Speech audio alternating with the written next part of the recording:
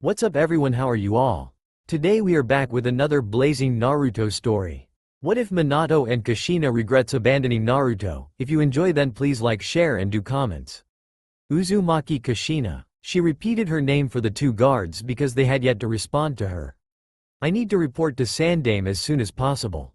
Sarutobi-sama. The chunin with the bandage over his nose looked even more stricken than before. Sarutobi-sama was killed by Orochimaru, Chunin number 2 said quietly, his voice quavering a little. Kushina blinked a few times, waiting for that reality to register in her mind. The expected wave of grief didn't come, so she moved on. So the rumors are true. Who's the new Hokage? I need to make my report. She felt a little cold because of the unconcern in her voice, but she had this planned out and wouldn't be derailed so easily. Make a report, find Naruto. It didn't really matter who that report was to. The goal was finding her son. And then what? That would come to her in time. The chunin with the nose bandage, number 1, seemed a little blindsided by her response too. A report, you say? Why would you need to report? I've been on a mission. We're still supposed to report back after missions, right? Apparently he didn't recognize her at all. That was probably for the best. They had definitely recognized the name though. You did say Uzumaki, right? Number 2, the one with mutant bangs, flicked through a clipboard list of names, shaking his head slightly. Oh, she definitely said Uzumaki. Nose bandage was staring at her with a mixture of awe and suspicion. You're not on my list. Mutant bangs sounded completely unsurprised. It was a long-term mission. They should have info on it at Hokage Tower. Kushina didn't feel like explaining herself just now. Who's the new Hokage? She tried the question again, but got the same response, nothing. They just glanced at one another. What should we do with her? Take her to Iruka, I guess? Who the hell was Iruka? The new cage? Growing impatient, Kushina crossed her arms and decided to let them know what was up. Listen, I don't need an escort, just put me on the books and I can find my own way to the tower. I've been there often enough. Unless you moved it in the last 13 years, I think I'll be okay. No, I think one of us should take you. I'll go, you stay here Kotetsu. Mutant bangs, number 2 stood up at this, foisting his clipboard upon nose bandage. Kotetsu, she corrected herself. Hey, I'm not going to miss this, should prove interesting. Kotetsu stood now, laughing a little. You stay here, Izumo, you're the clipboard guy. Izumo leaned toward Kotetsu and spoke in a whisper that was nonetheless completely audible to Kushina. I'll fill you in later, just chill, okay? Shrugging, Kushina turned away and began to walk toward the last known location of Hokage Tower. Once she was about a block away, she heard a shout of alarm from one of the chunin and heard footfalls catching up with her. Apparently Izumo had won the argument, because it was he that drew up alongside Kushina as they rounded the corner where Ichiraku Ramen still stood. It looked like the shop had a new awning, but the same irresistible smells were wafting out to her. Maybe she'd have to visit there after finding Naruto. She wondered idly if he would like her old favorite restaurant. An unfamiliar girl was serving the two customers on the stools out front, but she could see a well-known gray head bent over the soup pots. Oi, Tuchi-Nisan. The head shot up at her shout. She waved at the noodle maker, who was considerably more wrinkled than the last time Kushina had seen him. She flashed him a patented Uzumaki grin. The look on his face was beyond shocked. She had to keep walking to keep with her chunin escort, but as she walked out of sight of the ramen stand, she heard a large clang and sploosh as if Tuchi had dropped whatever he was carrying. Dang! Kushina grimaced and addressed Izumo. Whoops, guess that wasn't the best idea ever. Izumo's eyes were wide and he let out a nervous little laugh that Kushina took to mean, you may be certifiably insane, I haven't decided yet. Oh well, Kushina could handle that. The streets were painfully familiar, growing ever more so as she approached the building that had once been her home with Minato. That too seemed to clang around in her head, eliciting very little response. She tucked it away with the news about Sarutobi, to be dealt with at a later date. One thing at a time. Aside from a slight jab at the sight of her almost husband's face on the mountain, she made it to the tower with her psyche intact. Good job, Kushina, keep it up. It helped that the interior of the building was painted a sedate off-white. Everything had been blue while Minato had been there. Izumo took her past the Hokage's main office. So this Iruka wasn't Hokage after all. Perhaps someone who was handling mission assignments temporarily. She had noticed there were still only 4 faces on the cliff, watching over the village. Maybe the position was still unfilled. That didn't bode well. She ended up in the assignments room. The table, which normally held a full panel of people who gave out ninja assignments, was almost empty. One man, a chunin at least judging by his uniform, was sitting to one side of the Hokage's chair which dominated the dais. He had a ponytail and a cute little scar across his nose. Kushina judged him to be early 20s, just a kid really. He seemed to have been caught in a cloudburst of paperwork because files and forms littered the table. Iruka glanced up at her entrance and the expression on his face left no room for doubt. Here was one person who recognized her. First the kid just looked harried and overworked, but upon seeing her, a vague confusion soon gave way to recognition then disbelief. "You." It almost sounded like an accusation. Iruka shot out of his chair, then looked a little abashed. "Wait, who are you?" Izumo had a sly grin on his face as he answered. "Uzumaki Kushina. She wants to report back in from a mission." Iruka blinked rapidly for a moment as if trying to banish troublesome images from the corners of his eyes. "Uzumaki. You?" He paused to swallow. "You're Naruto's mother." It wasn't a question, but Kushina answered anyway. "Yes, I suppose I am." She tried to give him a grin, but felt it fall flat. Izumo was giving her a, "Ha. I caught you." Sort of look that made her want to shout at him, but Iruka's face was inscrutable. "Izumo, thanks for bringing her by. You can go back to your post." Iruka nodded toward his fellow chunin. "Oh, hi, Taiko. Right away, Taiko." Izumo's voice was toxic with fond sarcasm as he popped Iruka a goofy little salute. "Will ya get outta here, ya dingbat?" "Oh, come on Iruka-kun." Iruka gave him a warning glare in response, and Izumo conceded with a shrug and exited, hands in pockets. "Sorry about that." Iruka absently straightened papers on the table for a moment after Izumo left the room. "You said you need to report the results of a mission. Kushina-san?" He seemed unsure of how to address her. "Yes, that's right. I figure there's paperwork to fill out or something, right? Well, it's not here with the regular mission files, so why don't you follow me to the records room?" Iruka's tone was painfully businesslike. It made Kushina squirm ever so slightly. She didn't feel intimidated, but she did feel disapproved of. "Sure, yeah, sounds good. I'd like to get it all out of the way sooner rather than later." She followed him out of the room, running her mouth a little to dispel the awkward twittering in her gut. "Are you wanting to get on the road again, soon?" His question was loaded, and it rankled. "Actually, I'm looking forward to seeing my son." She couldn't keep the defensive note out of her voice. "Of course. He's a good kid, you know, Naruto is." Iruka's jaw was set, and his tone was almost defiant. "Oh?" Kushina let Iruka lead the way into the records room, holding the silence, unsure if she should bite her tongue or speak her mind. She decided to go for the middle ground. "You sound pretty sure about that." "I teach at the academy. Naruto was in my class." "Oh, really?" Kushina could hear the desperate interest in her voice. Sure, this kid seemed to have a stick up his butt about something, but he had information. Information on her son. Questions started tumbling out of her before she had a chance to think through them. Is he okay? What's he like? When did he graduate? Does he still look like his dad? Were they able to keep the Kyuubi at bay? Is he happy? She clamped her mouth shut and spared Iruka a glance. He was looking up at her from a filing cabinet, a look of bald surprise on his face. "Hey, which of those do you want me to answer first, Kushina-san?" The chuckle at the beginning of his response was encouraging. "Whichever, any. Well, he graduated last year. Last I saw him, he was eating as enthusiastically as ever, if that's any indication of health. He's happier than he used to be these days.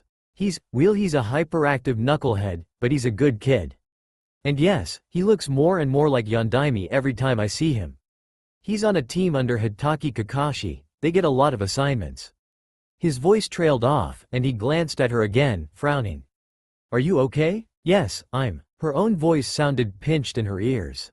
Absently, she brushed at her cheek with her fingertips and was surprised to find tears there. She scrubbed at her eyes with the heel of her palm and swallowed down the catch in her voice. "Yes, I'm fine. Sorry, you were saying? I don't remember. What other questions did you have?" "Hey, I don't remember either. I just want to know everything.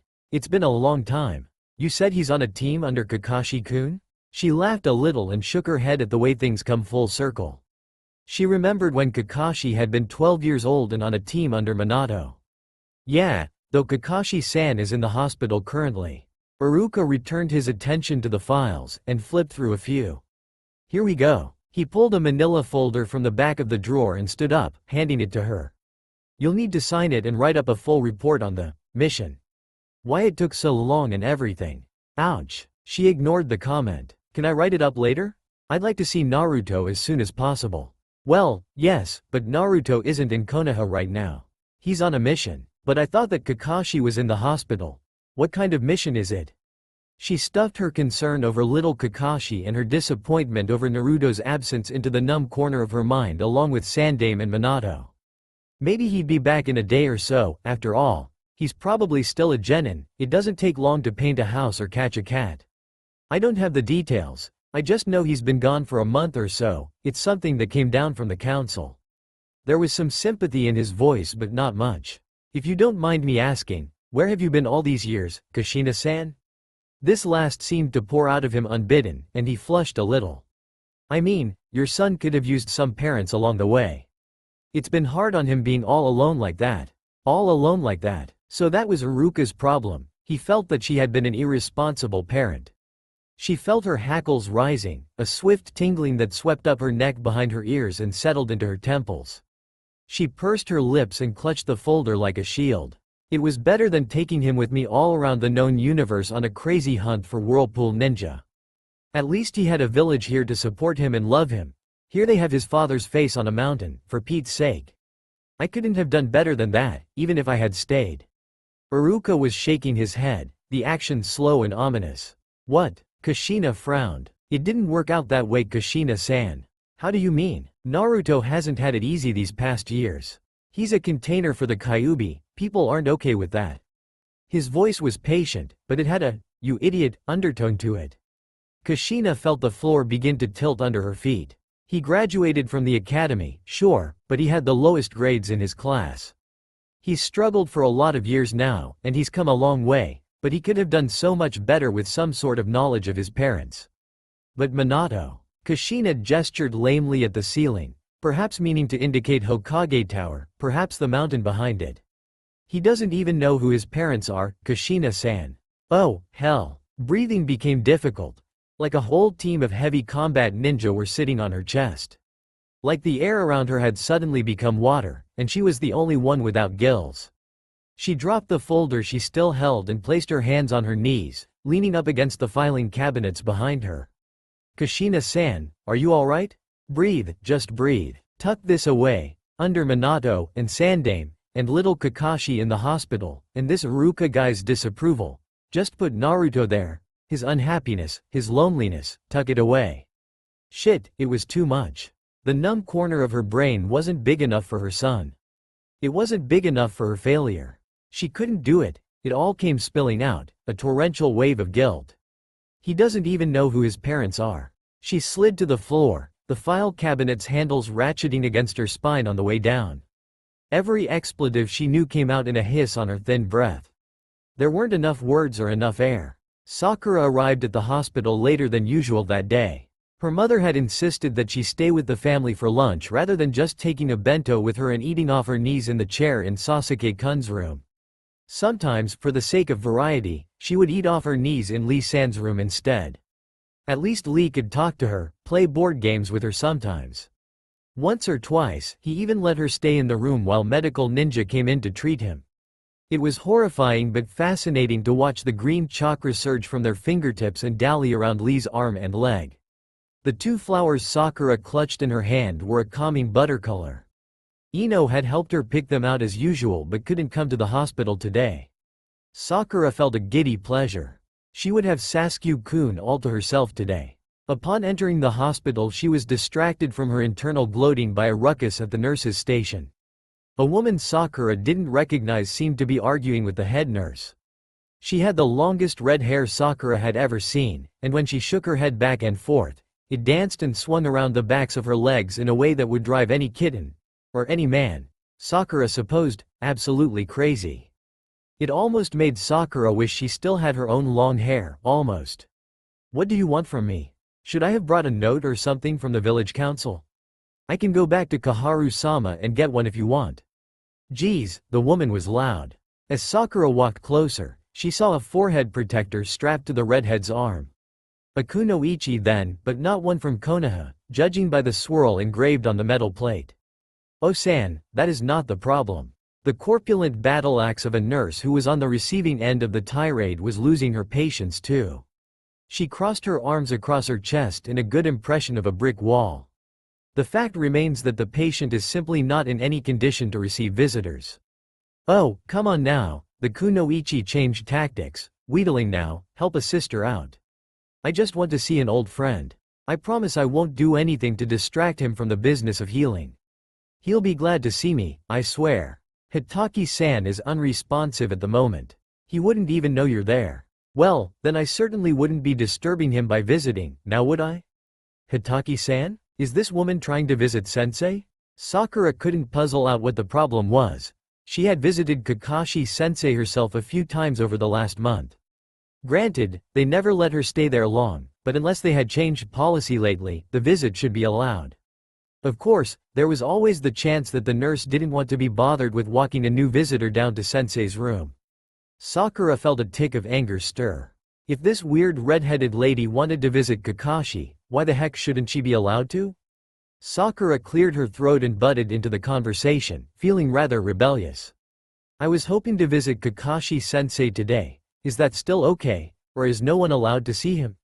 She glanced at the strange woman, making knowing eye contact for a split second. The woman's eyes narrowed and then crinkled at the corners. She turned back to the brick wall and scrubs. Hey, I thought you said he wasn't allowed any visitors. How come she's allowed to see Kakashi-kun, but I'm not? The red-haired woman's petulant outrage was so goofy Sakura had to bite her lip to keep from giggling. Instead she schooled her features, look concerned. Just look angelic and concerned. The nurse sputtered a little but nodded to Sakura in greeting. Sakura-san. She shifted her arms from across her chest to her hips and turned back to the kunoichi. We're stretched thin these days. We don't just have scads of nurses just sitting around who can be spared escort a stranger around the hospital for a day. The subtext was clear. You're not from around here, and you can't be trusted. Come on, lady, I'm having a really shitty day here, just work with me. If I wanted to kill the kid, I would just sneak into the hospital through a window and do it.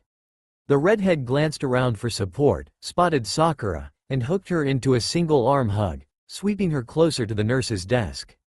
The flowers got a little crushed in the awkward embrace, but Sakura was too surprised and squished to notice. Sakura, right? Sakura-san here can show me to Kakashi-kun's room and keep an eye on me. She seems like a capable sort of person, and she's going that way anyhow. Why yeah, I guess I could do that. Sakura had to gasp a little to get the words out. The nurse eyed them both, suspicious. Sakura pasted on an obedient grin and glanced up at the stranger, who was still hugging her. The woman had a cheesy grin on her face. Sakura once again tried not to giggle. HMPH. I guess that would be all right. But no staying for longer than a few minutes, and make sure you sign out before you leave the hospital. The nurse's mouth gave a wry twist that may have been disapproval or amusement. None of that sneaking through windows nonsense. Thank you so much. Without any hesitation, the kunoichi tugged Sakura around and proceeded down the hall before the nurse could change her mind. They turned away so quickly, Sakura got a face full of red hair. It smelled a little like cherries and the ocean. She wondered what kind of shampoo the woman used. Sakura was still having trouble finding a new brand she liked after Kakashi-sensei's nin dog, Pakun, informed her that they used the same shampoo. Sakura scrambled to keep up with the woman, until they entered a new hallway and the nurse's station was no longer in sight. At that point, the kunoichi slowed her pace a little and looked over her shoulder to flash Sakura a brilliant smile. The grin looked oddly familiar and comforting. Thanks for helping me back there. I didn't think that she was gonna let me through. I'm Kushina, by the way. I'm pleased to meet you, Kushina-san. Unsure of the decorum of introductions with someone who has just given you a hug and no family name, Sakura gave a polite, but tentative bow. At this the woman let out a laugh that ricocheted off the sterile walls of the corridor. The laugh, too, was homey and familiar. Glad to meet you too, Sakura-san. Now, where are they hiding that brat, Kakashi? Well, Kakashi-sensei should be in C-Wing, it's this way. Sakura turned down another dull corridor, leading the way this time. So, you are on Kakashi-kun's squad? Sakura could hear intense interest in Kushina's voice. Yep, I'm on Team 7. Well, usually I am. Things were a little more complicated with 2 of 4 team members in the hospital, and one more off God knew where doing God knew what. Sakura felt a familiar twinge of uselessness. How long have you been on the team? Oh, I graduated from the academy about a year ago. We were put together then. I see, so, do you like your teammates? Sakura glanced up at her odd companion. The redhead was looking at her intently with enormous blue eyes. She tried to guess the woman's age and found it difficult. She bore a few faint wrinkles, but her frank prettiness and kid-like energy made it hard to pin down a number. Sakura blushed a little in response to the question. Oh, yes, I'm on a team with Uchiha Sasuke. He's the most gifted graduate in our class, so cool and so cute. He's the real reason I'm visiting the hospital today. TCH, the Uchiha. Most of them are hoity-toity, ham-fisted blue bloods. Sakura stopped dead in her tracks, squeezing the poor flowers in her fist. WH. Hey, Wadaya, ham-fisted? Sakura had never felt such an urge to attack an adult in her life. Apparently Kushina noticed the danger, because she held out her hands in surrender as soon as she glanced back at Sakura's face. Hey, no offense. I'm just speaking of the clan as a whole. For all I know, your boyfriend's one of the good ones. Most of them just take themselves too seriously. Sakura felt her rage dissipate in a wave of shock as they resumed their walk. Could this woman not know about the Uchiha massacre? Kushina-san, Sasuke-kun is the only Uchiha left. That statement made the woman pause for a moment. She took a deep breath and let it out in a long, profane hiss. Shit. I guess that means the rumors were true after all. She shook her head so her hair danced around her knees again. That means Makoto-chan and all of them. The glee was gone out of the kunoichi's voice. Is it true that Uchiha Itachi killed everyone? I mean, everyone? Everyone but Sasuke, his brother. Kushina swore again. They walked for a while in silence until the redhead seemed to be doing some furious reminiscing. Sakura wondered how long the woman had been absent from the village. It must have been a good long while. With another toss of salty, cherry hair, the woman startled herself out of her reverie. So, what about your other teammate? They're still putting you genin on teams of 3, right? So, there would be one more, right? Oh, Naruto? Sakura gave a dismissive wave of her hand. He's a bit of an idiot. Annoying too. Sakura mused on the nature of her hyperactive blonde teammate. He had been the one to save her from that freaky sand ninja during the attack on Konoha last month. Sakura amended her statement a little. He's not so bad though, he's pretty funny sometimes when he's not being stupid. And he's gotten really strong these past few months. Sakura's musings were interrupted by a snicker from Kushina. Sakura glanced up at her new companion to find that the woman was almost weeping with silent mirth. Wah. Are you okay, Kushina-san? Hey, oh yes, just peachy. Sakura eyed her with suspicion. Well, anyway, this is it. They had finally reached Kakashi-sensei's room. Kushina's chuckles stopped. She stepped in ahead of Sakura. Pushing the door aside, the kunoichi entered the room, took one look at the bed, and froze so quickly that Sakura actually ran into her backside. Kushina didn't seem to notice. Is something wrong, Kushina-san? Sakura edged around the sudden roadblock and into the room, checking to see what the problem was. Everything appeared to be normal, though Kakashi-sensei did look uncharacteristically weak, unconscious in the hospital bed. Looking back at Kushina, Sakura was floored by the anguished look on the woman's face. Her brows were knitted and that wide mouth that seemed to laugh so easily was gaping. Sakura was taken by the sudden realization that this woman could be more than just an old friend of her teacher's. After all, Kushina couldn't be that much older than Kakashi. It was hard to tell her sensei's age too, when it came down to it. The romantic storylines Sakura began to concoct in her head, full of forbidden passions which spanned nations and decades, were shattered when the redhead opened her mouth. Damn, he got big when I wasn't looking. Anyo, what do you mean, Kushina-san? Well, he was only about this tall last time I saw him. Kushina held her hand out to about shoulder height. Okay, so not a former love interest after all. The redhead swept further into the room and took the seat next to the hospital bed, fondly roughing Kakashi's silver mop of hair which was sticking up over the sheets. Shit, he looks pretty bad. Is he always like this? Well, yes, the doctors don't know what to do for him. TCH, buncha amateurs. Where's Rin? She's usually good for figuring out solutions for sticky medical problems. Why isn't she on his case? Who? Sakura had never heard that name in her life. Rin, you know, Rin. She's about his age. Kushina indicated the comatose sensei. She's got purple stripes on her cheeks, brownish hair, a bit of mother hen sort of attitude? Sakura shook her head. The description wasn't ringing any bells. At that, Kushina deflated a little, slumping in the chair and resting her face in her hands for a second. The woman that emerged from behind the fingers was a little graver and considerably more concerned. Man, is there anyone I knew that's not dead, injured, or out of town? Kushina let out a humorless chuckle. Don't answer that. Sakura wasn't about to answer the woman's hypothetical question. She was too caught up in the distressing realization that Kushina seemed very familiar. Not just her laugh and her smile, but her attitude. Kushina was likable. She gave off a comforting, friendly aura that Sakura couldn't quite place, but she enjoyed. It was like coming home. She wondered if she had met this woman at some point, perhaps on a mission? Perhaps during the Chunin exams? None of those felt quite right. Sakura put these musings on the back burner of her mind. Kushina turned a sly grin on Sakura. So, have you managed to see Kakashi-kun's face yet? Sakura gaped at the older woman. You've seen him, without his mask? The last was in an exaggerated whisper, though the nurses had assured her that both Kakashi and Sasuke couldn't process any sounds they heard. Kushina's grin widened. Oh yeah, though it took ages. It was months after he joined Min. She trailed off, biting her lip and suddenly looking pensive.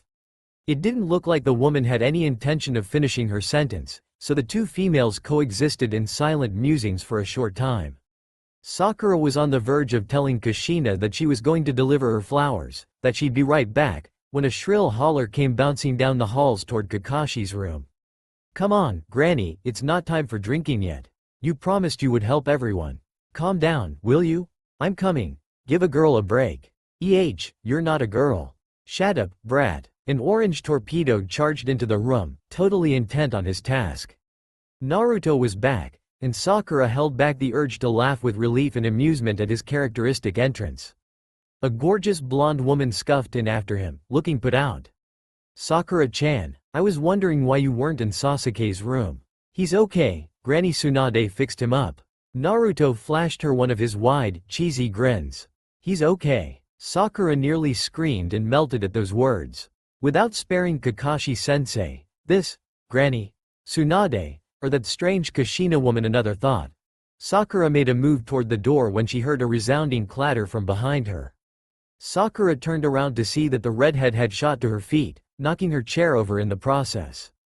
Her eyes, which were large to begin with, seemed about to take over her whole face, and her hands were visibly shaking. Sakura followed Kushina's shocked gaze to where it rested. She was staring at Naruto. Something in Sakura's brain began to whir into place. Hey, lady, what's your problem? Who are you, and why are you staring at me like that? It's freaking me out. Naruto was pointing an accusing finger at the redhead. With his usual lack of delicacy, he had just summed up all the questions that were rattling around in Sakura's mind, searching for purchase in a logical pattern. Kushina now had the blonde newcomer's attention too. Kushina-san? I thought you were dead. The woman that Naruto had called Granny looked fairly taken aback herself. Kushina didn't answer. She glanced at the blonde and back at Naruto, apparently having trouble processing a few things. Hey, you know her? Naruto swung his attention back to Tsunade. What the hell's going on here? And why is she in Kakashi-sensei's room? Tsunade licked her lips and raised an eyebrow. Naruto, this is Uzumaki Kushina, your mother. The first thought that went through Naruto's head simply came out his mouth. Because that's what Naruto did. He said what he thought, like there was a leak somewhere between his brain and his tongue. Unfiltered opinions were always bursting out at inopportune times. Like this one. But, I don't have parents. Well, yes, Naruto knew that was silly. He knew he hadn't leapt fully formed from the imagination of Yondaime. Add a little ambition, a dash of hyperactivity, filled to the brim with demon chakra, presto. Uzumaki Naruto. But he had assumed he was just another war orphan. The village was chock full of them. In his graduating class, it was the kids who still had both parents who were the oddballs. Shikamaru, Ino, Choji, Sakura. Yep, that was it. Even Hinata, though she had a whole clan's worth of family, still only had one parent. And Naruto, well, he didn't have any. Not even a tragic rumor of one. Whoever his folks had been, they weren't even important enough to remember. They didn't exist, so whoever this red-headed woman standing in front of him was, the one Granny Tsunade had called Kushina-san, she couldn't be his mother. No one was talking in the room, though. No one batted down his outburst, accused him of rudeness or stupidity. That was unusual considering Sakura-chan's presence.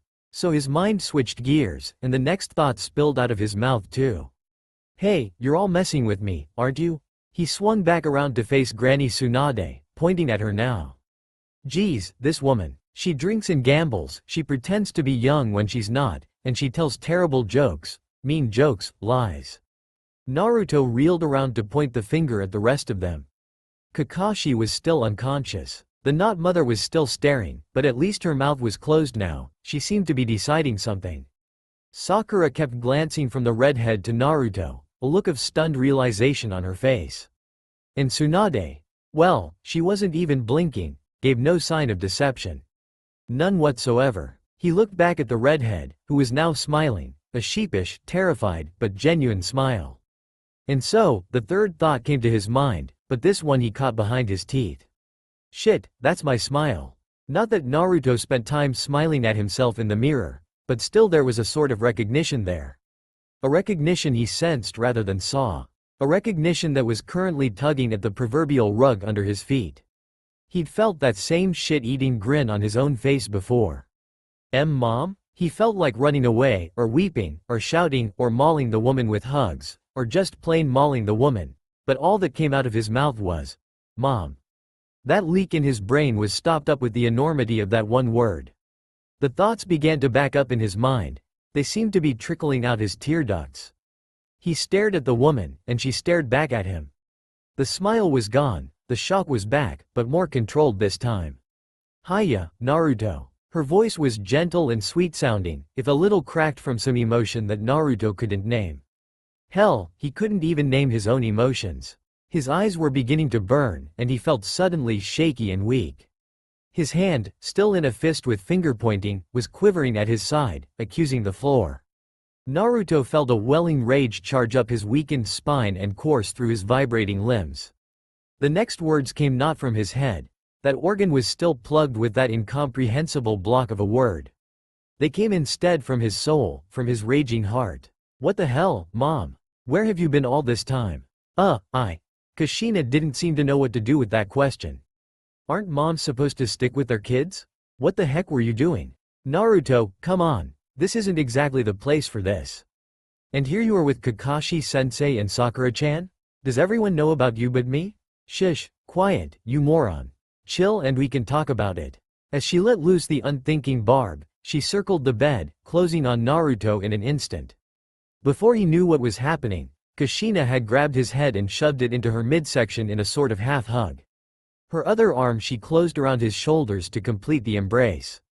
He felt smothered. He felt angry. He felt warm. Hey, lady, let go of my head. He knew his voice was cracking along with his bravado. The front of this woman's uniform was damp, and one sane morsel of his mind knew that was because she was getting wet from his tears and snot. Shush, come on, let's get out of this room. With that, she released his bucking head but kept an arm around his shoulders to guide him out of the hospital room. On the way out, much to Naruto's surprise, Kushina's free arm shot out and smacked Tsunade upside the head. The move was deft and incredibly quick. Tsunade let out a little, ow, of surprise. Baka, you really could have waited a minute for me to tell him myself. Hey. Tsunade sounded like she couldn't decide whether to be indignant, defensive, or apologetic. Oh, go deal with Kakashi-kun, we'll catch up later. Kushina was grinning again, this time at Tsunade, and Naruto once again felt that rug-tugging recognition that made him want to put his head between his knees before he passed out. Kushina swept him the rest of the way out of the room and released him once they were alone in the hall.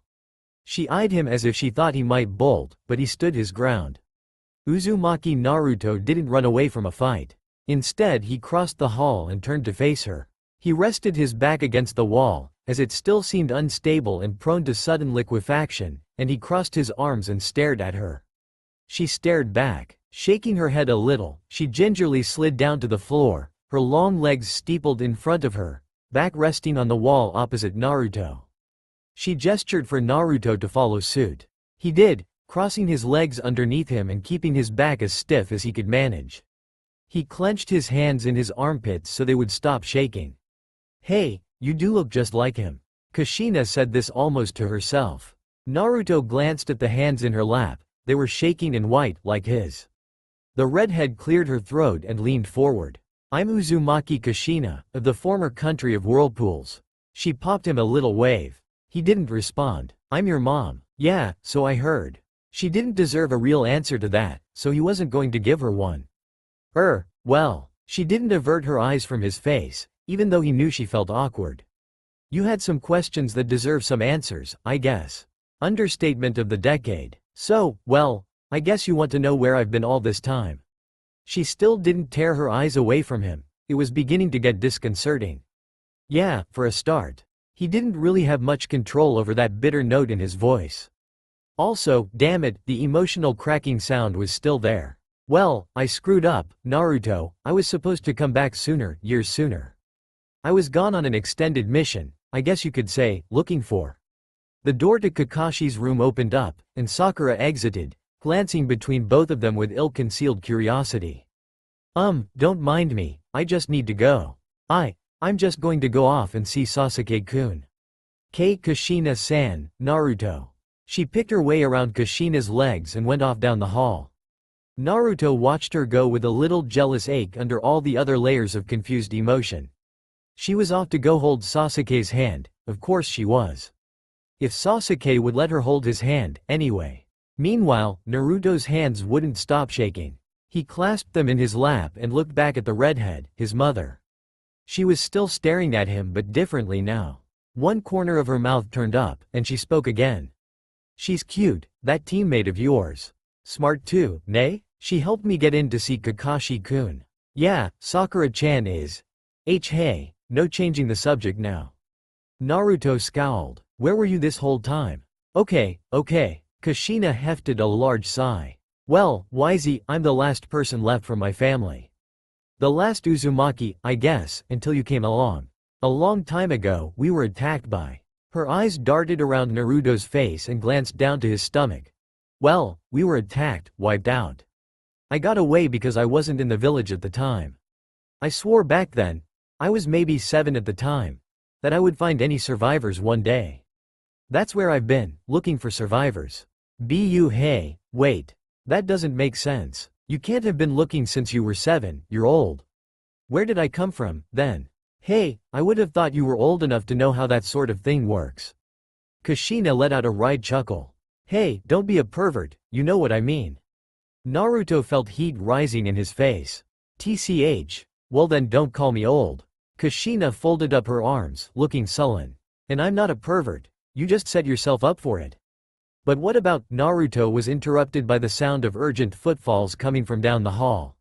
Maida Guy came tearing around the corner of the hallway, resplendent in green lycra and orange leg warmers. He came up to them and paused, doubled over and gulping for air, hands on knees. Guy-sensei. Naruto thought the teacher looked positively distraught.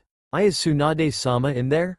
Guy raised a finger and pointed toward the hospital room which still housed Kakashi-sensei. Yep, it was Kushina who answered, smiling. Guy took no notice of her but ran to the door and wrenched it open to access the healer and his eternal rival. With his footfalls and the slammed door still echoing off the corridors, Kushina looked back at Naruto. So, what were you saying? I'm not sure. Wait, you called me a pervert. Kushina's eyes flared, and she leaned forward again. I was going to say. Coming through. Guy-sensei burst out of the hospital room again and was halfway down the hall before Kushina had time to move her legs out of the way. He was followed by a reluctant-looking Tsunade. Seriously, Kakashi. No more getting beat up by upstart little punks. You're supposed to be a genius, remember? So use your brain. Tsunade sent her scolds back into the room as she sidled through the door to follow Guy. Tsunade-sama, hurry, you must come heal my Lee-kun. Guy was weeping with anxiety and did an anxious little dance while waiting for her to catch up, as if he was trying not to lose momentum. Okay, I'm coming, just hold on a second. Tsunade growled a little as she closed the door. Before following Guy, she paused by the pair of Uzumakis. Kushina-san, come by my office later on today, we have some things to discuss. She glanced down the hall and then at a clock on the wall. On second thought, make that tomorrow sometime. Hi, I'll be there. Kushina nodded obediently as if she hadn't smacked Godem in the head just a few minutes earlier. As soon as they were out of sight, Naruto brought his attention back to this woman who claimed to be his mother. She was once again looking at him. Will you quit staring at me all the time, it's weird. Naruto huffed a little and scratched the end of his nose. How long was it supposed to take to get a story out of someone? Sorry, Naruto, Kushina took a deep breath and looked down at her hands. Anyway, where was I? You were going to tell me what happened after you were 7. When I came into the picture and that sort of thing. Oh, hey, yeah. A fond smile peeked out of the corners of Kushina's mouth. Well, I ended up in Konoha, stayed here to get trained up and that kind of thing. Just until I was strong enough to graduate, and skilled enough to do what I had sworn I would do.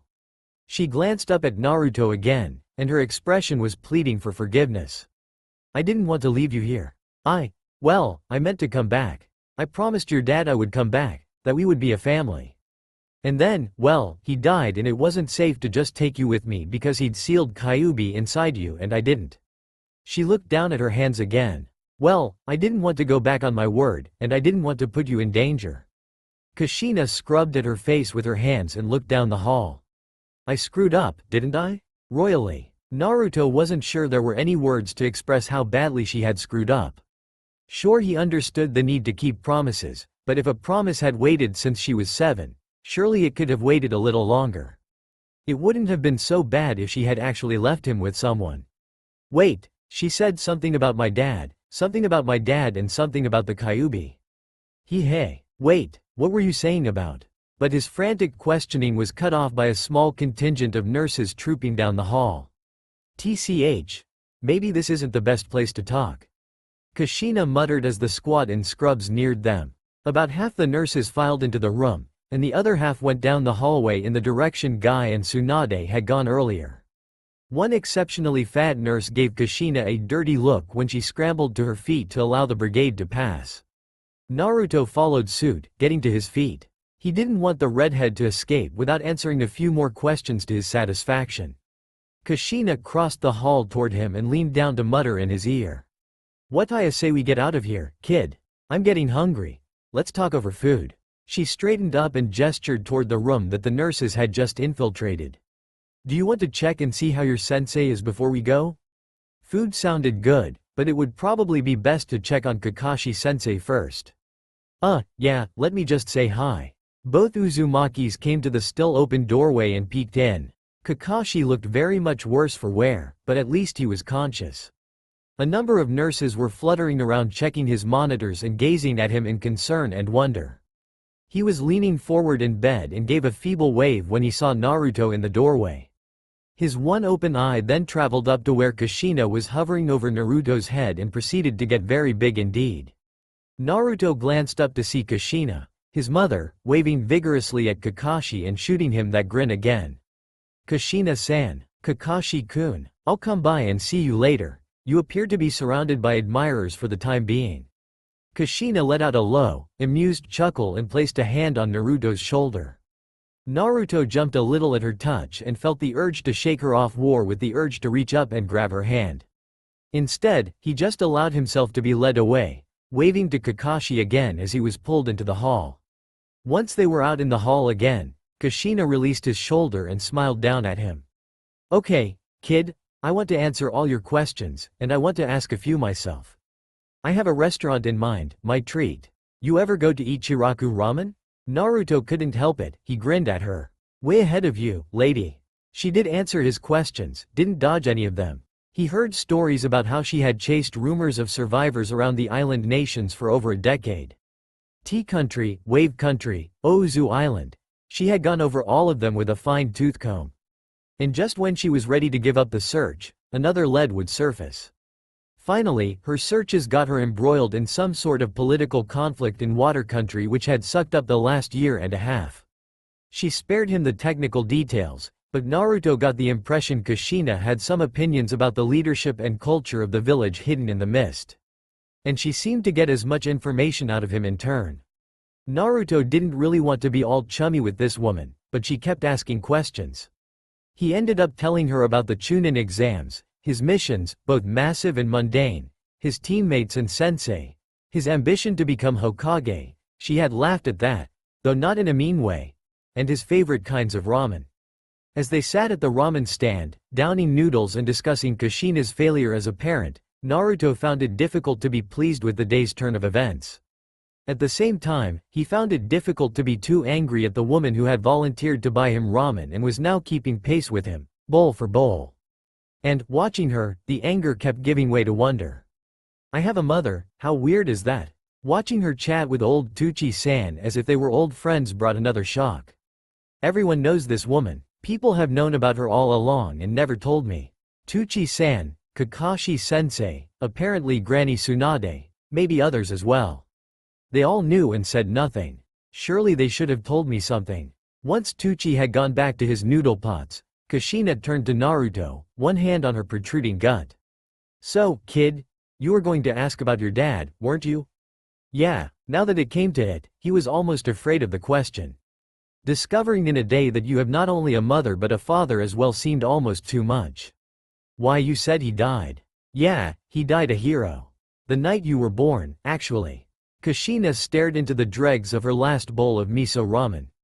Does that mean he died in the Kyuubi attack? Hey, kid, your dad is the one who took the Kyuubi down. Kushina raised the bowl to her lips and slurped down the remnant. Naruto tried to process this, but it didn't seem to add up. Wait, I thought Yondaime Hokage defeated Kyuubi. That's right, kid. Your dad, Namikaze Minato, Yondaime Hokage. She put down the bowl and met his eyes, a proud light shining in her face. Naruto turned slowly on his stool to look at the mountain behind him. He stared at that face that had been hanging chiseled over him his entire life, that face he had once splattered with paint just for kicks. My dad, what the hell? Why didn't anyone tell me about any of this? The shaking was coming back, even worse than before. He could feel the streams of tears begin to form down the sides of his face. Why didn't anyone say anything to me this whole time? I'm the son of. He couldn't get it out. He felt in danger of exploding. Kushina leaned over to him and once again put her arm over his shoulder in a sort of half-hug. Tucci-ni-san, she hollered over his head, another bowl of ramen for the kid. She then leaned closer and patted Naruto's back soothingly. She spoke softly then, for just the two of them. This village and its secrets. They're like poison. Forbidden jutsus and bloodline limits. So much writing on what isn't said, what we can keep hidden, even from ourselves. She shook her head. Naruto. He met her eyes. I am so sorry that I wasn't here to tell you everything from the beginning. I don't expect you to forgive me, least not right away, but I'm here now. And I'm yours now. Just know that I'm going to be telling you the truth, that I'm going to be here. That's a promise. Tucci came over, set the burgeoning bowl in front of Naruto and retreated to a discreet distance. Naruto blinked at the boiled egg on top of the mound of noodles. Alright, I think I can handle that. She didn't expect him to be okay, at least not right away. She obviously was serious about keeping a promise, so he could count on that. She had bought him a fifth bowl of ramen without him even asking for it. Naruto thought he could learn to live with having this woman, his mother, around from now on. Kakashi lay in bed, staring at the hospital ceiling, a book resting in a little tent on his chest. Every time he breathed, the edge of the book's spine would creep into view then skulk out of sight again. It was like being stalked by a nin that had the audacity to wear bright orange. Icha stealth mode. The ceiling tiles were ochre with age and one was missing in the far corner of the room. Kakashi kept waiting for a curious head to peek in through the trapdoor. Curious, not menacing. That ceiling was too commonplace to conceal anything more threatening than a couple of cockroaches or a rat that liked to pilfer expired drugs from the hospital garbage. He was alert because he was always alert, but he still let his mind wander a bit. Wander to how he had gotten himself into this bed. Wander to his students and their futures. Wander to the cheery face of that woman who had appeared hovering over Naruto in the doorway. And Naruto's face, like he had just been hit by an exploding tag and an avalanche of ramen at the same time. What on earth was she doing alive? Not that it wasn't great that she was alive, but still, it was baffling. Alive and unchanged, from the one glimpse Kakashi had gotten. Same hair, same bright eyes, same goofy grin. That face brought back many ghosts that usually stayed away these days, minding their own business. His mind picked through these things and the junky rats in the ceiling tiles. He would have read the well-thumbed book, but he somehow didn't feel like it. I must be sicker than I thought. Someone was walking down the hall outside his room. Things in this wing had quieted down from earlier that afternoon, so he could hear each step clearly. From the cadence and weight of the footfalls, it could have been one of the nurses that insisted on checking in on him every half hour. But somehow, Kakashi knew this wasn't a nurse. He pulled himself up into a sitting position, a little alarmed by how weak his arms still felt. He had just dog-eared his spot in the book and set it on the bedside table when she knocked on the door, stepping in before waiting for a response. "Come in." Kakashi gave her a dry look, complete with eyebrow. "You look less dead than you did earlier today." "Thanks, I try." Kakashi fingered a little sleep out of the corner of his eye. "You look less dead than I thought you would look, as well." "Yeah, well, I try too." She moseyed to the chair by his bed and plunked herself down in it. Now Kakashi could see a few wrinkles that didn't used to be there. Some around the corners of the eyes, some bisecting the bridge of her nose. Some that seemed to have no rhyme or reason. Laugh lines, worry lines, scar lines. "What are you doing in here, kid?" She folded her arms across her chest, giving him disapproving mother look of assessment. Kakashi couldn't really remember his mom, but he still knew that look. "Taking a vacation from my problems, getting a nice tan." Kushina let out a sharp blast of laughter. "See, now I thought for sure you were going to say you were trying to pick up ladies." "Well, that too." Kakashi scratched the back of his head, and there was an awkward pause in the conversation. "When did you get back into town?" The question didn't sound as offhand as he might have wanted, but it was a valiant effort. Kushina took no notice, she wasn't one for reading into vocal inflections. "Yesterday afternoon." She leaned forward, propping her elbows on her knees.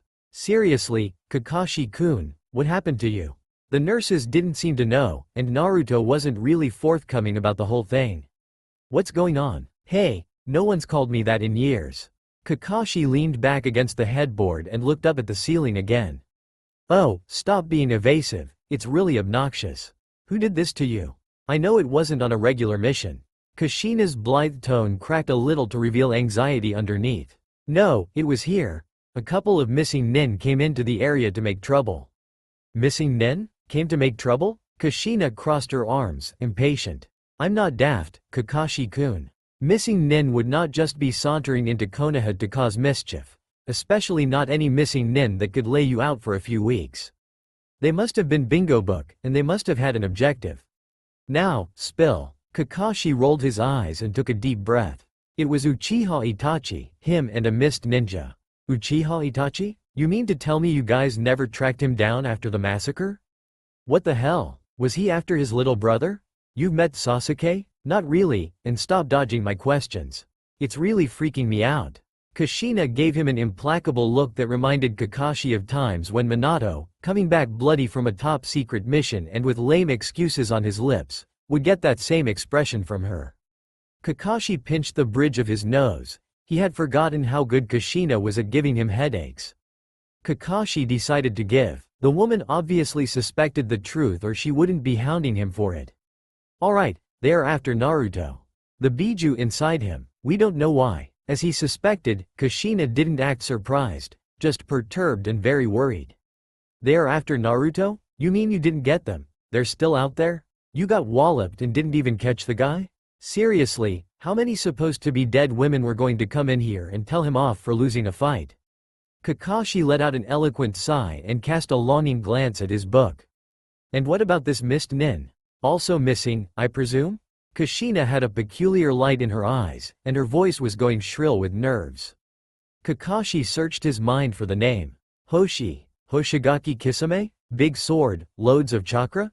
Yeah, that's the guy. Shit. It was Kushina's turn to pinch the bridge of her nose. You know him? I've been in the mist for the last 5 years, Kakashi. I was shanghaied into helping clean up the mess Kisame made when he left. Him and later on that Zabuza character. In a village known for being bloodthirsty and ruthless, they are still infamous. Well, Zabuza is dead, at least. Oh really? Well, that's something. Kushina leaned forward as if expecting a story of some kind. Well, what? Yeesh, never mind. Kushina covered her eyes with the heels of her hands and scrubbed at her face. When her hands fell away, Kakashi saw that she looked tired and broken. He realized that a well-timed question would probably have this woman in tears, so he remained silent. He didn't want to be the one who tore through that paper-thin resolve and unleashed a torrential outpour of emotion. It wasn't a matter of being unfeeling, but his dead sensei's mistress had just come waltzing through his hospital door after a 12-year absence. It would not do to invite shoulder crying. That would only lead to awkwardness for both of them. Instead, they both rested in uncomfortable silence. Have you ever heard of a criminal organization called Akatsuki? Kushina sounded businesslike. That was good. It indicated she too wasn't interested in a sob session. Kakashi made a non-committal grunt. Because, as far as I have been able to find, they were Kisami's last known associates. And if they are after Naruto? Kushina bit her lower lip, and her jaw twisted with the effort of holding something back. Well, if they are after Naruto, I came back just in time. And how is Naruto handling, you? Kakashi realized as the words escaped his mouth that might have been the question. He eyed Kushina, wary for signs of imminent downpour. Rather than cry, though, Kushina let out an abrupt laugh, dry scrubbed her face with her hands again, and let out a few more chuckles. The laughter sounded a little manic, and Kakashi found himself wishing for the normal female reaction of weeping and wailing. Then again, he reminded himself, Kushina had never been a strictly normal female. She began to speak, bursts of laughter interrupting her every few words. That kid, I think I would have been better if he had just, hauled off and hated me. I mean, he might hate me but he doesn't. Well, it's more awkward. It's like he is overwhelmed more than anything else. Kushina paused and took a few deep breaths, the flood of words and laughter ebbing. She wiped a bit of moisture from under her eye. Had she been crying after all? When she began again, her voice was shaky and quiet. He freezes up every time I touch him, and he seemed relieved when I left. Here she took a shuddering breath. We'll see, the worst may be yet to come. Well, Naruto's never been one to hide his feelings. Kakashi couldn't think of how to end the comment, so he let it dangle. Hey, that may be, but maybe he's learning how to. I was about his age when I began to learn how to keep things bottled. Kushina glanced in Kakashi's direction, noted the expression on his face and let out another laugh, more natural this time. Okay, so maybe I never learned the lesson well. I didn't say anything. Well, you were going to. I can feel a zing coming on. Kushina paused again, then leaned forward in her chair, a sober expression on her face. Did I do the right thing, Kakashi? Coming back? Maybe there comes a point where it's just too late to return. Maybe he was better off with me dead. Maybe he doesn't really need looking after. Kakashi seemed to hear echoes in the woman's voice from a much older conversation. Almost 13 years old. I'll be coming back. I'm not sure when, but I will be. In the meantime, Kakashi-kun, he'll need looking after. You'll do that, right? Keep an eye on him, whichever one you can spare. I didn't. Kakashi bit his lip under his mask. You didn't what, Kakashi-kun? Look after him. I didn't keep either eye on him, like you asked. What do you mean? He's on your team, you're his sensei. Minato would have been thrilled about that. Kakashi felt a pang at the mention of his teacher's name. That wasn't my doing, that was Sandame.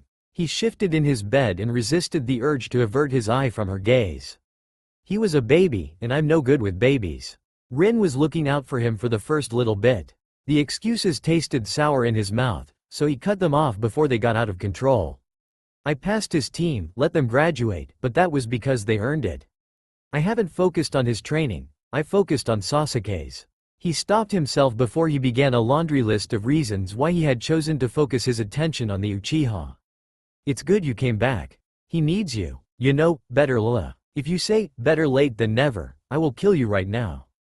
The redhead's voice was chilly. Kakashi hadn't remembered that she was capable of that voice. So you abandoned him too? When he was right in front of you. She stood up and walked around his bed in anxious, pacing strides. She's deciding what to do with me, he thought. Kushina paused by his bedstand and looked down at his well-loved book. She picked it up, flipped through a few pages and then bounced it in her palm as if testing its merit as a projectile. You shouldn't be reading such smut, Kakashi-kun. You're too young. She sounded more normal, if a little absent. Naruto was named after the hero in one of Jiraiya's books, you know, back when he still wrote stuff worth reading. She gazed out the window to the hospital room and hefted the book in her hand. Kakashi thought for a moment that she was going to fling the novel clear out the window in a fit of petulant mommy rage. Icha airborne. But she didn't. She let the book drop back to the bedside table and turned toward the door to the room. On the threshold, she spoke again, not turning to face him. Give your apologies to Naruto, Kakashi-kun. He's the one who deserves them. Then Kushina did glance over her shoulder at him. Again Kakashi was struck with how much she had aged. I'm glad you're not dead, Kakashi-kun. Same here. She smirked and exited his hospital room. Kakashi looked up at the missing ceiling tile again. Now did I mean I'm glad she's not dead, or I, too, am glad I'm not dead? Both, he supposed. Just remember, there's an empty couch in my apartment. The toad sage winked at Kushina. Not a chance, you old pervert. Kushina had trouble putting real anger into her words. She was fond of Minato's old teacher, after all, even if he was a reprobate. They had chanced to meet outside Hokage Tower, and he volunteered to walk her back to the barracks that was her temporary home, ostensibly to discuss Naruto's training. Kushina would be glad to return to the military boarding house, spider-ridden and depressing it might be, but at least it didn't have any lecherous old men, that she'd noticed. Okay, have it your way. I was just trying to be friendly. Jiraiya held his hands out like a man who was used to being slugged. Yeah, well, I'm looking into apartments anyway. Hopefully something in Naruto's building. Kushina kicked at a rock in the dusty road. Truthfully, she had hoped her son, would volunteer his own couch. There was space enough for another futon in his place. His apartment was small but not too small for a family of two. But, no, she would not be forcing herself on Naruto, not more than she already had, anyway. She couldn't blame him for being a little reticent. But really, the last few weeks had been surprisingly free of drama, all things considered. The kid seemed to have Minato's grace-giving nature and Kushina's own resiliency. I'm going out on a mission tomorrow morning anyway. Should be gone for a couple of weeks. Jiraiya shrugged. You could just use the place while I'm out. Hee. Tsunade roped you into taking a mission too, yeah. Well, she's been having trouble filling up the mission rosters these days. Jiraiya grumbled, clearly wishing he was back at his beloved hot springs. It wasn't surprising, considering the shortage of ninja in the village, that Jiraiya had been recruited by his old teammate. Tsunade kept trying to force dossiers on Kushina as well. Tsunade had given her 1 week to acclimate to motherhood, but her patience ran out. Kushina was expected to prove her lingering affection for Konoha with action. Kushina reflected with some bitterness that Godem would be more patient if she had ever tried to be a mother herself, then she stuffed the sour thought down. After all, people in glass houses. Kushina had taken a painless A-ranked mission last week, mostly because Naruto and his 2 other genin teammates had been out of town on their own mission, something to do with a foot trace. They had returned a day after Kushina had with an injured Sasuke in tow. He was either weaker than everyone thought, or the mission was more dangerous than anticipated.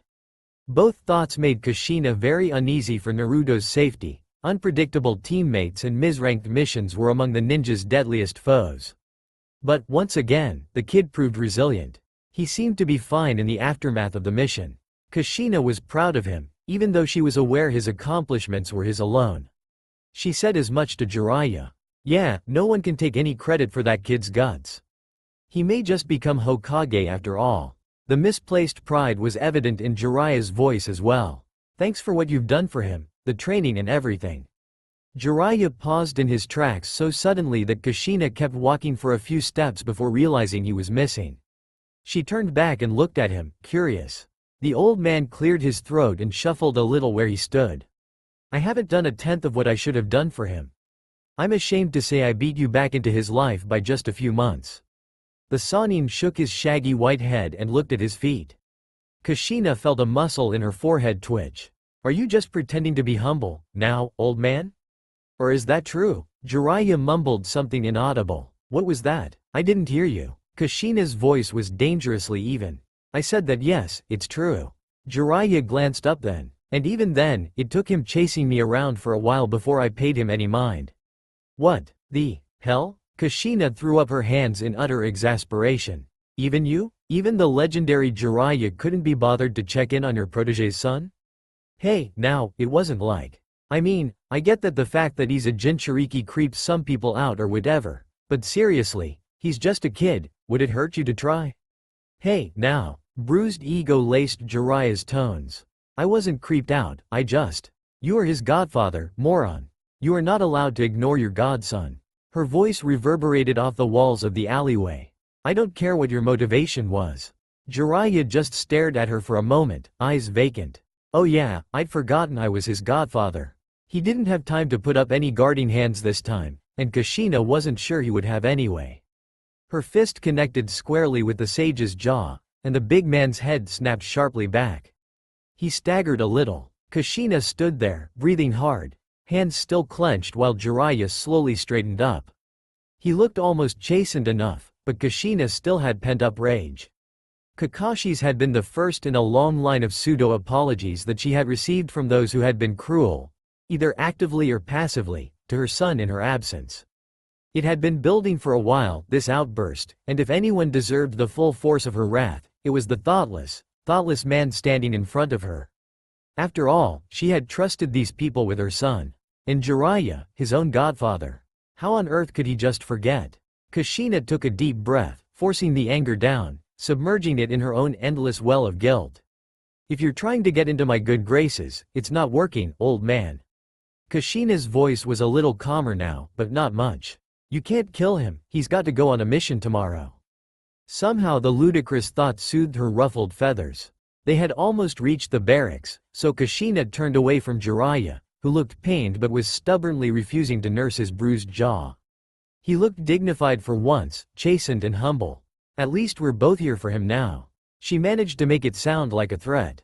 Kushina, I really am truly sorry. Kushina paused in her steps but didn't turn around. Good night for now, old friend.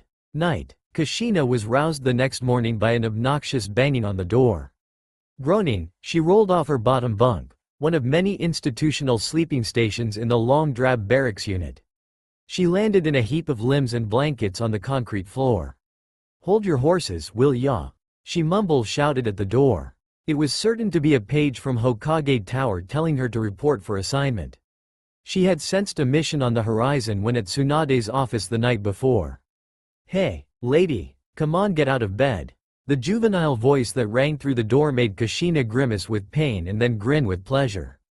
Naruto. Hey, kid, you're supposed to call me Mom, remember?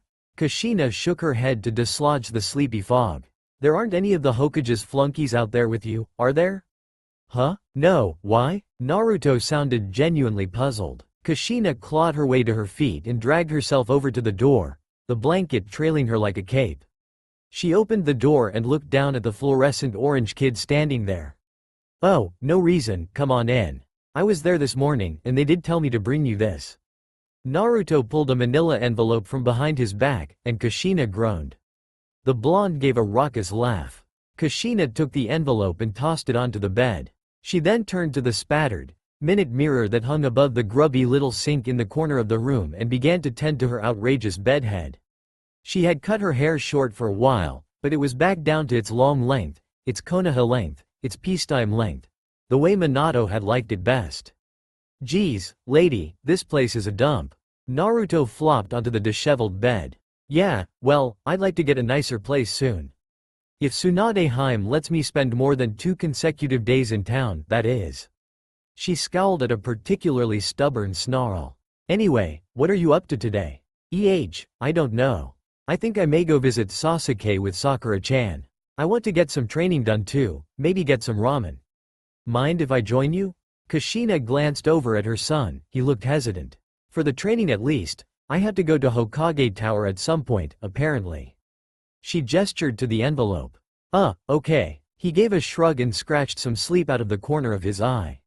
Well, go wait outside, I'll be there in a minute. Once her son had exited the dank chamber, Kushina methodically changed into her clothes and sat on the edge of the bed flipping through the information packet while fingering through the last tangles in her hair. It looked like a two-man mission to water country. Apparently Tsunade decided that her experience with mist ninjas over the last few years would be more help than hindrance. Kushina shoved the papers back into the envelope, frustrated. The packet didn't indicate a rank or even say who the other ninja was assigned was, but the information it did give indicated she wouldn't be able to wiggle her way out of this one. Adding the file to her weapons pack, Kushina pushed the thought from her mind for the time being and left the barracks to join her son in letting off some steam. Kushina followed her son into the forest until it became clear from his glances over his shoulder that he really didn't particularly want company while training. Once she came to a likely clearing, she shouted ahead that she would be there for a while, and she would find him later. Naruto seemed relieved at this. Soon she lost his shape in the riot of foliage and set about the business of training. And she really did train for a while, brushing off her old skill of pulling water out of underground water tables for use in combat. It caught people off guard in these landlocked parts, suddenly having to fend off walls of water that weren't there before. She had gotten rusty, or maybe lazy, from her years on the islands. It was necessary in such locations to have the biggest and the strongest jutsus around, because it seemed everyone over there could manipulate water. Here, back in Fire Country, she was reminded of the value of finesse as well as power. After a while, however, Kushina abandoned her practice in favor of watching her son. She didn't exactly sneak up on Naruto, but she approached without being seen, and crouched just out his range of sight. She told herself it was because she didn't want to bother him. Kushina had to hand it to the kid. She had never seen someone produce quite so many shadow clones or use them quite so creatively. Countless hyperactive blondes filled the clearing in front of her, sparring with one another, transforming into inanimate objects or extra weapons, climbing trees with chakra control, stalking one another for target practice, all while making a lot of noise. She could easily see how an army of Narutos would be handy on a mission, for the sheer overwhelming energy of it if nothing else. She was beginning to wonder why on earth Tsunade hadn't promoted him to Chunin yet when she began to see a familiar swirl of chakra forming in the kid's hand. There was just one clone left, all the rest had since poofed out of existence, and the two blondes were hunched over a brightening wad of spinning chakra. Rasengan. She had seen Minato produce the same thing hundreds of times. She'd been there with him when he was developing it. She used to call it his Destructo Ball until he had settled on a name for it. That had driven Minato nuts. The sight of that particular jutsu in her son's hands made her, well, it made her feel like her mind was bursting and her chest imploding. Where had he learned it? Kakashi? Jiraiya? It was an A-ranked jutsu, for crying out loud. Did he even know that? Did he even know it was his father's? One Naruto straightened up with the ball of destruction, and the other stepped back as the Rasengan was used to make quick work of a boulder. The rock exploded into bits of gravel, and the Narutos high-fived one another in victory. Naruto's two-man version of the Rasengan seemed to have every bit as much kick as Minato's. An uncontrollable twitch in her diaphragm made her take in a gust of air. She realized she hadn't been breathing. At the noise, the boys suddenly straightened and glanced her way. The bystander Naruto disappeared in a puff of smoke and the remaining kid hollered in her direction. "Hey, what do you think you're doing?" Kushina felt a jab of pain and resisted the urge to just run away. Her chest still felt tight, but she was at least breathing now. She got to her feet, still shaky, and stepped into Naruto's clearing, placing her hands on her hips. "Oh, it's you." Naruto sounded a little less sure of his outrage. "What are you doing? Spying on me?" No, I'm sorry, You're looking good out there, kid." Resisting the urge to ruffle his hair or apologize further, Kushina instead gestured to the spot that had once contained a boulder. "That Destructo Ball would have done your dad proud." "Hey, it's called Rasengan." Yeah, whatever." She managed a smile. "Anyway, I'd better be getting back to the village. I still have to report to Hokage Tower about that mission thing. You want to come with and catch some lunch first?" Ichiraku? Where else? Then, hell yes. Naruto gave her a look of excitement that was so purely Minato. It made Kushina's lungs seize up again. Then she did reach out and ruffle his hair, partially to assure herself that this wasn't a ghost, just a very talented little boy. She noted how his shoulders tensed and reluctantly drew away her hand. One way in which Naruto was not like his father was his appetite. Oh, Minato could eat, that was certain, but he was nothing compared to this kid. She had stopped letting Naruto order his fill about a week into their acquaintance? Reunion? Family? Usually, Minato had let Kushina finish off the remainder of his second bowl of noodles. Also, he used to get so nervous on dates that he would eat next to nothing at all. She had wondered at first if he was ill. It had taken a while around Kushina before Minato had eaten normally. Maybe Naruto was the kind to eat more when nervous. Kushina paid the bill, still sizable, but not obscene as it had been that first week, and left her son to finish up his lunch. As she stood up from the stool, Naruto thanked her for the meal. The words soothed her rumpled self-loathing a bit, and she resisted the urge to ruffle his hair again. Hokage Tower still gave her a chill whenever she entered it, but Kushina had learned to reach the Hokage's office by a different route, one that didn't pass by the suite of rooms in which she had once lived. Outside the door to Tsunade's office, she found a figure slouched against the wall with an aggressively orange novel in his gloved hand. Kushina recognized the book and the reader. Kakashi-kun. Kushina-san. Kakashi straightened a little and tracked her approach with his one visible eye. Kushina shoved her hands in her pockets and slumped against the wall opposite, unconsciously mirroring his pose.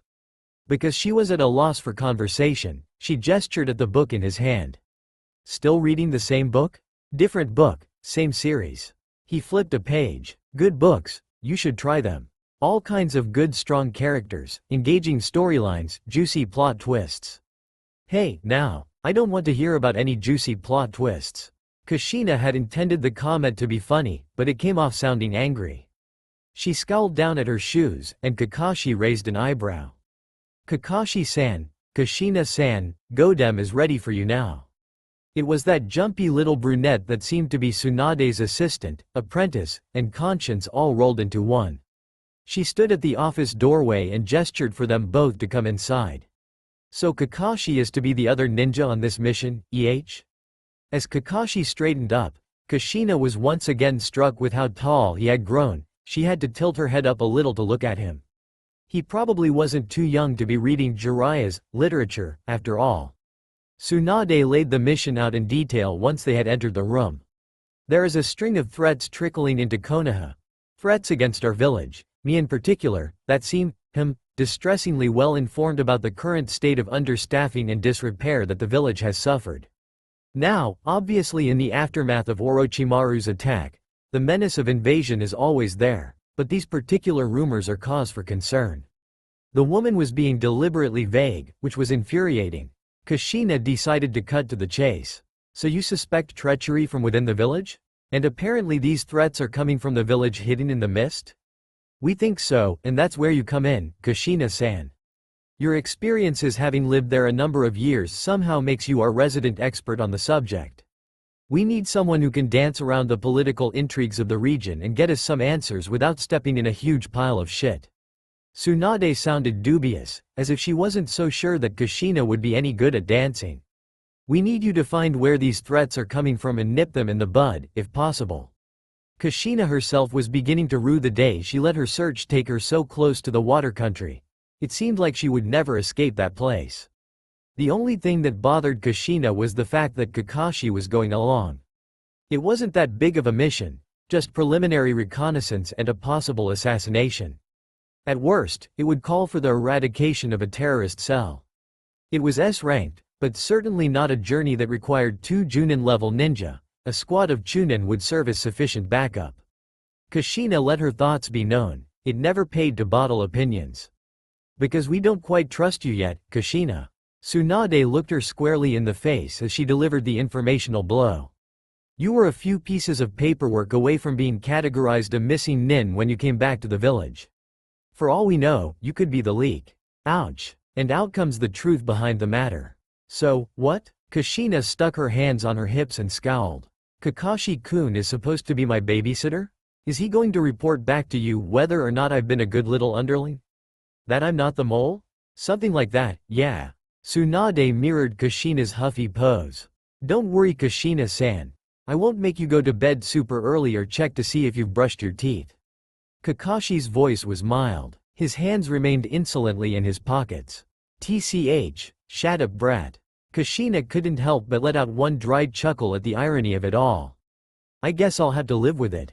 When do we set out for this mission? As soon as possible, this evening would be best.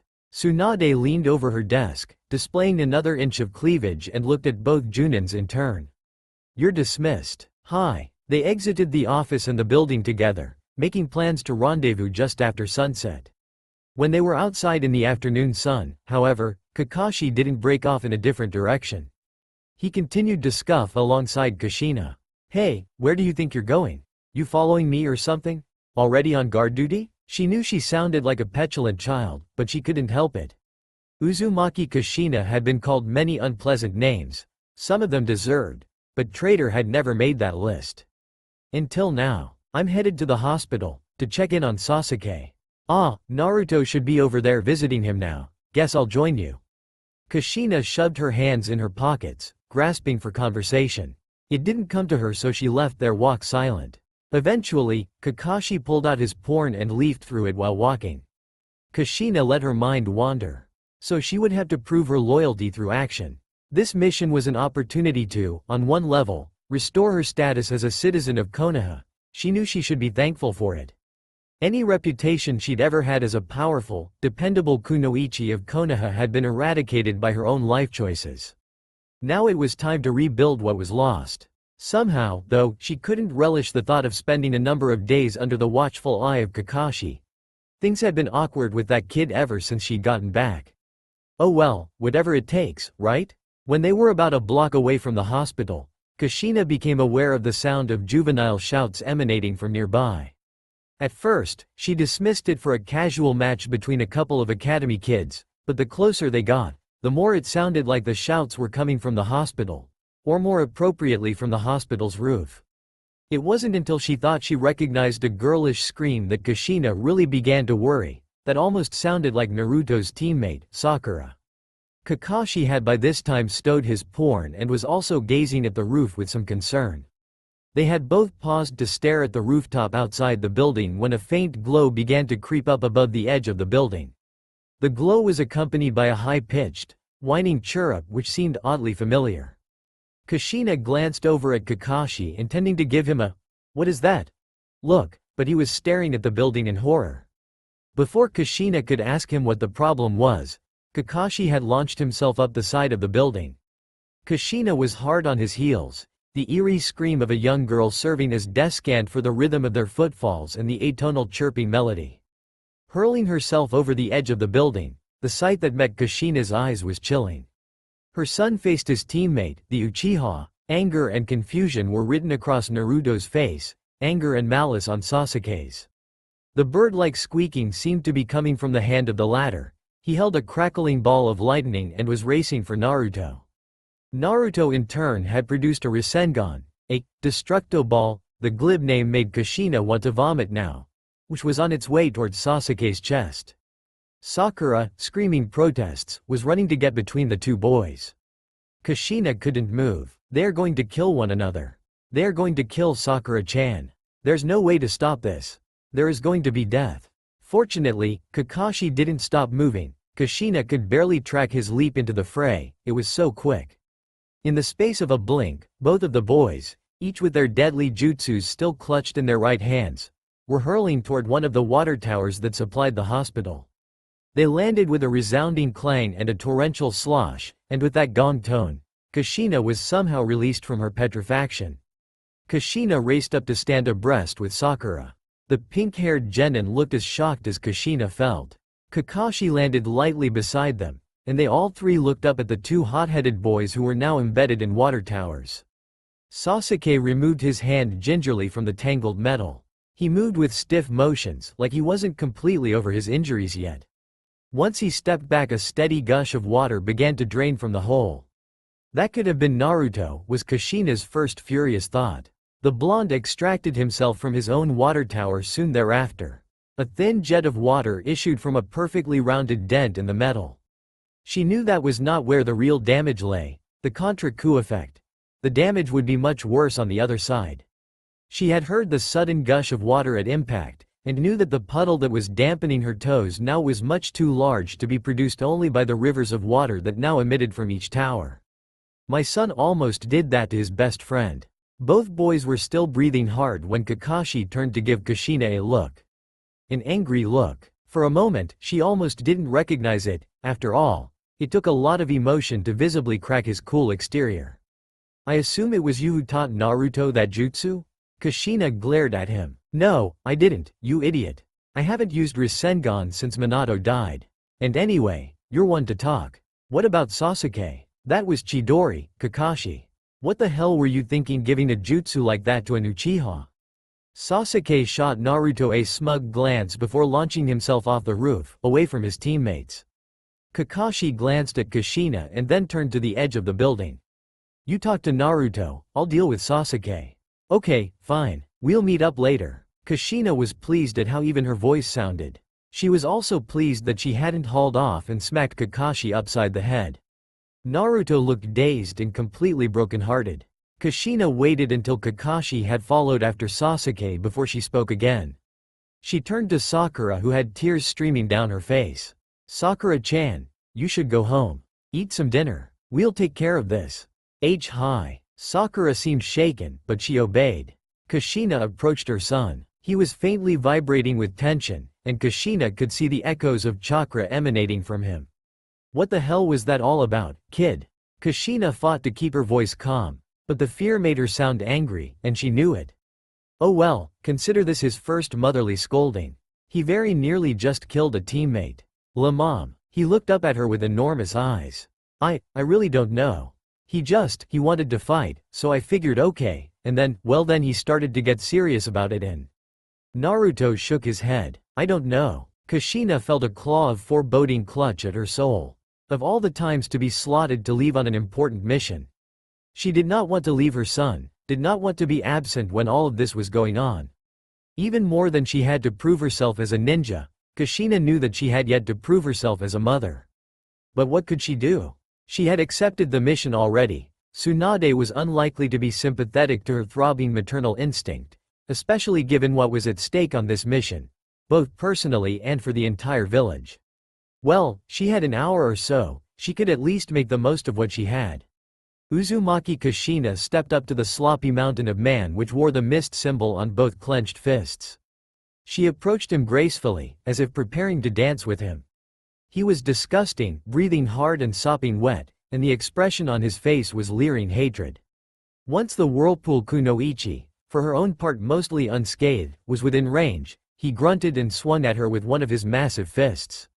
Kakashi noted the angle of the attack, its speed. This guy was done for, bested before the fight even began. Kushina did seem to dance then, ducking and whirling under the punch to come up behind him with a kunai. Her hair, still unbound, followed after her like a red shadow or the lingering afterimage one gets from staring at a bright light for too long.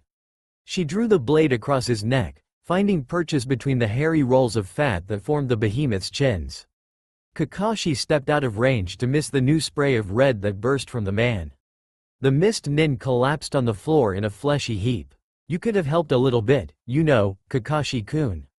Kushina glared at him. She was a little winded after all. Kakashi noted a purpling swell on the left side of her face. You had it well in hand. Did he break your jaw? I wouldn't be able to yell at you if he had. Was that the last of them? Kakashi glanced at the ninja Kushina had just killed. He made 5 in total. I think so. This guy was probably the brains of the outfit, sad as that is. She gestured at the slain figure. A nerve ticked in the back of Kakashi's mind. He had been sure there were more enemies, but he couldn't sense any foreign chakra now. With the first ninja's genjutsu and Kushina's water clones it was possible, though unlikely, that he had misjudged the numbers. Are you sure about that? I don't know, Kakashi-kun, she said with a terse toss of her head. There might have been one more, but I don't know where he would have gone. Kakashi surveyed their location. The back patio of a rather swanky resort hotel in a harbor town on the Fire Country's border. Well, at least it used to be swanky, now it was a little disheveled. They were standing on a balcony suspended over the crashing bay waves. Bits of the marble tiling were cracked and uprooted from hard impacts, and at least one long section of the ornate railing was missing from where a stubborn mist ninja had been blasted over the edge by a fireball from Kakashi. There were still scorch marks all over the place. A couple of the sliding glass doors that led back into the hotel lobby were shattered, and he could see a number of fascinated and terrified tourists peering through to catch sight of the spectacle. Kakashi sighed. "Do you think you could have picked a more public place for a match, Kushina-san?" "Hey, now, I didn't pick this place out. It's not my fault the lot of them refused to hold their secret meetings off in private somewhere. What was I supposed to do? Just ask them nicely to retire to a secluded alleyway so we could kill them all for their treachery? It was supposed to be a covert operation, you know." "Yeah, well, we got the job done, didn't we?" Kushina raised her voice for the obvious benefit of the crowd. "Besides, maybe we've taught all these bystanders a lesson in not passing on Fire Country tactics to obvious outsiders. These are civilians, Kushina-san. I don't think they had anything to do with the information leak. No, these are rich tourists, and every time they blabbed about a mission they purchased from Konoha, they gave these guys more fuel." Kushina lowered her voice to a mutter. Information leak indeed. They were just unearthing the sorry truth in a big old pile of rumors. I'm more worried about who these mist nin were reporting all their findings to. She had a point. The threats against the Hokage did seem concocted from hearsay and deduction rather than any real security breach. Still, fighting out in the open like this was never a good idea. The fact that they were still out on the balcony made Kakashi's nerves tingle. "You still don't think it was legitimate orders from the mist? None of these guys are missing status in the bingo book, that I know of at least." Kakashi knew that the bingo book always lagged behind the times by a month or so. Intelligence in Konoha was good, but not flawless, especially with recent understaffing. "This guy here went missing a couple months before I split the mist." Kushina crouched down by the most recent body and scowled. He was the son of one of their politicians. Used to be a nice kid. Left with a bunch of top-secret scrolls and dossiers. Odds are the others were also renegades. Kakashi nodded thoughtfully, and Kushina glanced up at him.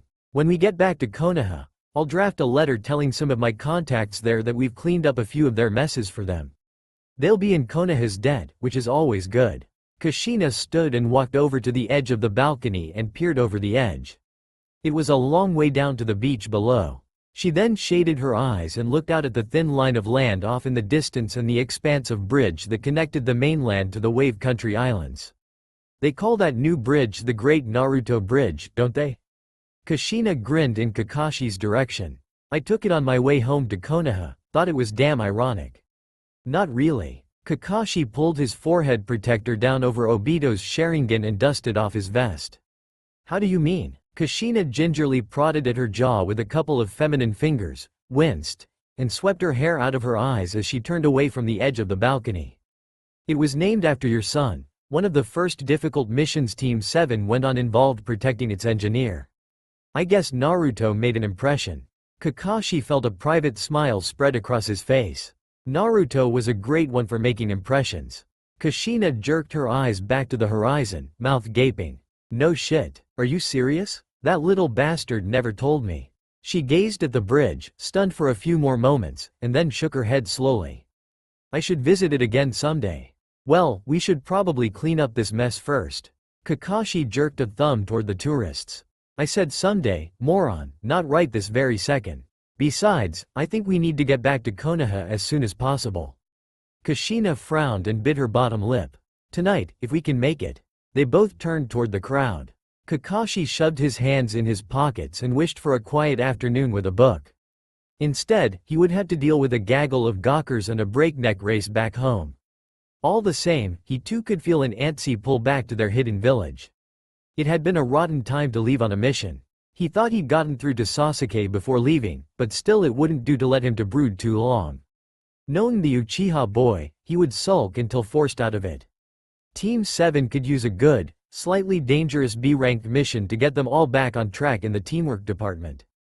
A portly man with a stupendous mustache and a dignified comb-over elbowed his way through the crowd as they approached. The manager, and he did not look happy. "Shit, they're going to try and send us home with a repair bill. Tsunade is going to kill Kushina-san for this." As they drew closer, though, the manager's face went from glower to terror. Kakashi felt the hairs on the back of his neck stand up. In the jagged edges of the glass remains of the doors, Kakashi could see a swish of movement reflected from near the broken edge of the veranda. A sixth ninja had been hiding over the side of the balcony, waiting to make his move. He was brandishing a well-battered and hefty bow staff. Kakashi sensed Kushina tense at the same time he himself began to turn. Running through a series of hand seals, Kakashi reached for the fire element. As it was the last thing he had produced, it seemed closest at hand. He prepared to give the guy a grand fireball to the face. Deal with it quickly without using too much chakra. What were a few more scorch marks in the long run? Unfortunately, at the same time as he drew in a chakra-infused breath, he noticed Kushina was still at his side, running hand seals of her own. Dang it! Picked the wrong element after all. Just as Kakashi let loose his fiery breath, an enormous tentacle of water rose up from over the side of the balcony and made for the enemy ninja. Kakashi allowed himself to be impressed at the range of Kushina's chakra control, but then he heard the redhead at his side let out a string of profanity at the sight of the fireball. The jutsus hit their target simultaneously with a loud sizzling noise. Steam hissed everywhere. The fireball was instantly quenched by the jet of water, but not before it turned the balcony into a large, open-air sauna. Visibility was practically nil, but Kakashi could still hear Kushina's profanity. "What happened to letting me take care of it, you idiot?" The redhead wasn't really hiding her location. Kakashi held his tongue and resisted the urge to twitch up the corner of his forehead protector again. The Sharingan would be little use in these conditions. Oh well, he had other skills. Kakashi was getting ready to summon Pakun for scenting when Kushina materialized by his side. A water clone. Insubstantial because of the misty nature of its source. She turned her head and gave him a wink and a couple of hand signals. Kakashi nodded and reached for his equipment pouch as the ethereal copy of Kushina wavered into the heart of the mist. It was over quickly then. Kakashi followed the sounds of a struggle into the fog. He could hear whispers of a low, feminine voice calling out. Kakashi didn't envy the enemy his position. His very cover kept materializing into a seemingly endless army of red-headed women which reconstituted even as he whacked them away. He crept up behind the ninja, and as the mist began to clear, he lunged. Soon he and Kushina were standing back from an expertly trussed-up ninja. He was young, probably not older than 16. His face was beet red and damp, as if he had recently been laundered by an aggressive washerwoman. "Nicely done, Kakashi-kun. You didn't even have to bash him on the head." "Nope, we may get some answers after all. Should we try and break him here, or take him back and let the experts do it?" Kushina stooped to pick up the discarded bow staff. "We'll take him with us. As you said, it'd be best to get back sooner rather than later." Agreed. Kakashi tossed the kid over one shoulder, and he and Kushina started back toward the exit. On the way out, Kushina paused by the manager, who still was bristling but also looked askance at the bow staff in the woman's hand. Before he could speak, she cut in. "You really should take more care with who you let stay in your hotel, mister."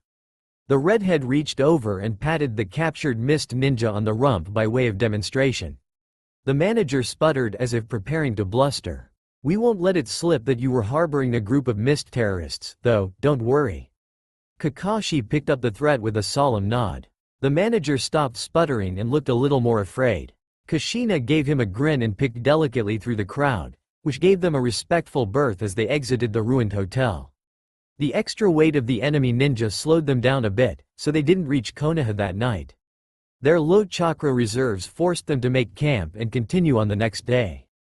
Kushina was up before the sun that morning, already packed and pacing the campsite by the time Kakashi awoke. She kept glancing off in the direction of Konoha as if seized by some intuitive foreboding. The closer they got to the village, the more nervous she seemed. The attitude was catching. Kakashi felt a little jumpy too. As for the prisoner, he stayed clam quiet except for the occasional moan. After all, it was never fun to be lugged around like a sack of potatoes all day. However, as the one forced to do most of the lugging, Kakashi felt little sympathy. The two Konoha ninja were quiet much of the time as well, but it wasn't the awkward silence of their journey out to the mission. Something about the action of fighting the enemy elbow to elbow had warmed Kushina's lingering resentment. She seemed like the woman Kakashi remembered from his childhood, if perhaps a little more careworn. They reached the outer gate by 9 a.m. Hokage Tower by 9:05 as the streets were eerily free of acquaintances and there were no guards stationed at the gate. After depositing the mist ninja into the care of the detention and interrogation facility, they went directly to Tsunade's office. She seemed to be expecting them, hedged in by a fortress of files and paperwork. She had 2 mission dossiers laid out in front of her. These are your new assignments. Both urgent, both S-ranked. I suggest you get going on these as soon as possible. Yours in particular, Kakashi, has an expiration date of yesterday. Your full report on this last mission can wait. Tsunade folded her arms and gave Kakashi a pointed glance, as if inquiring after any red flags he might have picked up on during his time with Kushina. He gave a thoughtful nod by way of approval, and Tsunade turned her attention to Naruto's mother. I take it this means I'm cleared of suspicion? Can I at least see my son before I go? Kushina's tone was just south of respectful, as if she thought the Hokage was being a bit bitchy but was studiously holding her tongue. Not necessarily, and no. Tsunade's tone matched Kushina's. Your son happens to be on an emergency mission right now. Why, what happened? The word, emergency, gave an ominous ring in Kakashi's mind. Tsunade sighed and glanced back at Kushina. Uchiha Sasuke left the village the night you left for your last mission. A team of the ninja we had available were sent out in pursuit once the disappearance was discovered the following morning. Naruto was on that team. Sasuke left? Do you know where he went? Kakashi could feel beads of sweat forming on his forehead. That meant the team had been gone for 2 full days already. We think he may be headed to join Orochimaru. Tsunade's soft voice confirmed his worst fears. Wait a minute, what do you mean, the ninja we had available? Kushina shot Kakashi a glance. He could see his own terror reflected in her eyes. Nara Shikamaru led a team consisting of Amikichi Choji, Inazuka Kiba, Hyuga Neji, and your son. Tsunade consulted her notes for the list. What did you say? Kakashi felt the exclamation tear from his throat of its own accord. He leaned over the Hokage's hard-working desk. You sent 5 rookies to get Sasuke? There was no other choice given the situation in the village. We've hit the necessary minimum. Tsunade folded her hands with finality. Kakashi felt frozen in place for a moment, then took a deliberate step back from the desk and turned toward the door. Kushina followed suit, a little more urgency in her steps. Look at this. Your missions have already been decided. Tsunade called out after them. Crinkling paper indicated she was holding up the dossiers. Screw that. Kushina shot back over her shoulder. We'll be back when we're finished, don't worry. Kakashi shot the Hokage a half-assed wave as he exited the room, Kushina close on his heels. The forest that stretched in front of them looked impassably huge to Kushina, the wait ludicrously long. She couldn't help tapping her foot in impatience. Kakashi was still, arms crossed over his chest, expression serious. His nin dogs had been gone for a couple of minutes, but it felt like years had passed already. Do you think the dogs will be able to find Sasuke's scent? Yes. The young man gave a slow nod as his eyes scanned the impenetrable forest. Why do you suppose he left? Sasuke, I mean? I'm not sure about specifics. Well, in general then. Kushina heard the irritable edge in her voice. Kakashi's one visible eyebrow just lowered a modicum, an indication of a slight scowl. Come on Kakashi-kun, you were practically the last person to talk to him. Wasn't there any indication that he was about to go AWOL? He turned to look at her then, expression pained. I thought I'd gotten through to him. I must have misjudged. Kakashi returned his gaze to the trees. Or, he may have been influenced by some other factor I'm not seeing. Just then, a litany of howls rang out from some ways into the forest.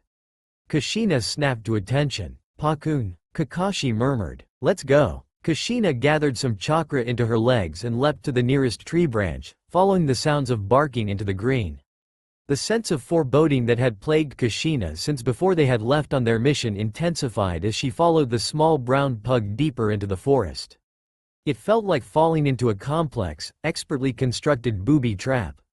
One in which you can only see the mechanism and tripwires once you are thoroughly ensnared. Or, more accurately, it was like watching the final act of a tragic play. Knowing that it was all going to end in a pile of dead bodies. Knowing that a single right choice along the way could have spared the heroes. Knowing it was too late for any sort of reprieve. That's why Kushina had always hated the theater. But it might not be too late, there could still be time. She kept repeating that thought, refusing to let her hope be squelched entirely. Kakashi and Pakun paused suddenly on the trail, and Kushina, who had been off in the land of metaphor, very nearly fell off the branch she landed on with the momentum she had built up. Frantically pinwheeling her arms, Kushina managed to glue herself to the branch with some chakra. Hey, what's the big idea? Why have we stopped? Kakashi pointed to the forest floor before dropping down and crouching to inspect something hidden from Kushina's line of sight. She could sense the chakra signatures now. There had definitely been a battle here, and not long ago. She followed Kakashi to the ground and saw the figure that he was kneeling beside. It was a Konoha genin, slumped against the trunk of a tree, apparently collapsed with exhaustion, but Kushina didn't recognize him as one of Naruto's friends. Akamichi Choji, Kakashi muttered, and it hit Kushina that this was the chubby kid she had seen around town. Always with a bag of chips or similar snack food. But the figure by Kakashi was thin. A pinched, unhealthy sort of thin that did not bode well. Glancing over her shoulder, she saw another figure in a clearing about 100 meters away, an enormous figure. Kushina ran over to it, leaving Kakashi to check the Akamichi kid's vital signs. This one, at least, was definitely dead. Here was the loser of the fight. His mouth was gaping, and his clouded eyes were staring at the sky. He was surrounded by uprooted trees and gouged earth. The body was cold, he had been dead a good long while. She searched the body until she found a forehead protector. Sound ninja. So Orochimaru was behind Sasuke's flight after all. Kushina felt her mouth twist with disgust. Was this Uchiha kid so desperate for power that he'd betray his own village? Then she remembered that he'd already tried to kill Naruto once, and her blood ran cold. Naruto. A shrill whistle sounded from Kakashi's direction. Kushina cupped her hands around her mouth and shouted, "Hey, if you want me to come over there you could just holler, you know. No need to be rude." No response from Kakashi, he stood up and appeared to be studying the tree trunk. Kushina jogged back over to join him. "Oi, what was with the whistle, brat?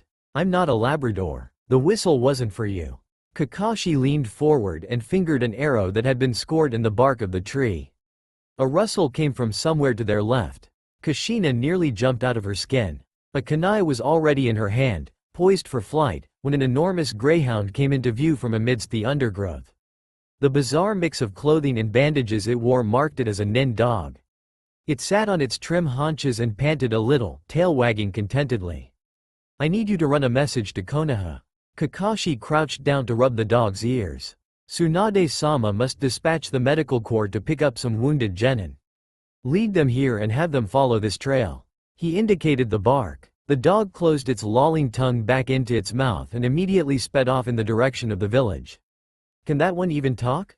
Kushina looked at the space where the dog had disappeared into the underbrush. I don't think so. What the hell? Then how is he supposed to give the message? He'll figure it out. We need to get moving.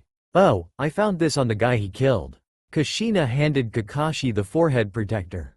The little eighth note gave a dull glint in the thin forest sunlight. Recognition spread on Kakashi's face, and he looked back at Choji, perhaps a mite impressed. Is he going to be okay? Kushina pointed at the kid, who still looked in bad shape, but no longer quite dead. Yeah, he'll make it. With that Kakashi leapt back up to the branches, and Kushina followed, sparing a second for a backward glance at the genin propped against the tree. They didn't get very far before Kakashi halted again. This time he dropped to the ground and followed the chakra signatures of battle almost half a mile off the beaten track. Kushina wished desperately to tell Kakashi she was just going to keep on heading north, but she knew that there was always the chance it could be Naruto slumped against a tree, nearing death. It wasn't. They found Hyuga Neji, ghostly pale and gravely injured, collapsed a short distance away from another sound ninja. Once again, Kushina checked out the enemy while Kakashi tried to determine the condition of the fallen Konoha shinobi. Kushina confirmed that this one, too, had been killed, then straightened up and called over to Kakashi. I think this guy has too many arms. Kakashi didn't spare a glance her direction. He's in bad shape. Coming closer, Kushina could see that Neji had been impaled.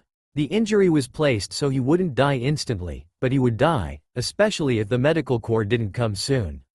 Kakashi was already pressing thick wads of gauze into a hole in the boy's chest which was nearly the size of her fist. Even as she watched, the gauze turned red beneath Kakashi's fingers. Damn, he's lost a lot of blood, he murmured, and turned to look up at her. Kushina-san, hold this down for a moment. What are you? Kushina leaned in to take charge of the gauze. Kakashi closed his eye, hands locked in a ram seal. After a few seconds, green medical chakra glowed at Kakashi's fingers. Kushina backed away, and his hands replaced hers. I know some emergency field techniques, he grunted in answer to her raised eyebrows. I'm nowhere near good enough to heal him, but I may be able to stop the bleeding. Kushina felt a glimmer of chakra on the edge of her senses. Pakun sniffed the air and took a few steps in the direction of the trail they had been following. Both Kushina and Kakashi raised their heads to look at the small dog. Pakun? Kakashi remained crouched over Neji, the green chakra still surging from his fingertips, but Kushina's hand twitched toward her kunai holster. They're not enemies, I think. The dog sniffed again and looked confused. You think? That's not very comfo. Kushina was cut off by the entrance of two more figures. These, at least, were not gravely injured, at least, they were walking under their own power. One looked vaguely familiar and wore the vest of a Konoha Chunin. The other was a blonde kunoichi bearing an enormous fan. Her forehead protector bore the symbol of Suna, the village hidden in the sand. Kushina began to understand Pakun's confusion.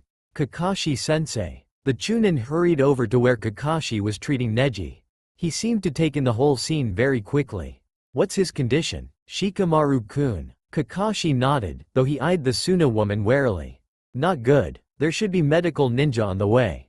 Kakashi glanced at Shikamaru. Have you located Sasuke? Naruto was in pursuit. The brown-haired kid crouched beside Kakashi. You should know, Sasuke is inside some sort of vessel that the sound ninja were carrying. Vessel? Kakashi's voice was sharp. Yeah, I've never seen anything like it before. They had him sealed inside like a barrel or a drum.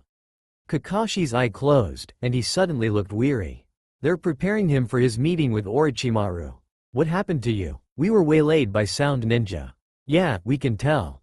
Kushina held up the sound forehead protector from the first fallen ninja. You don't look too bad off, though.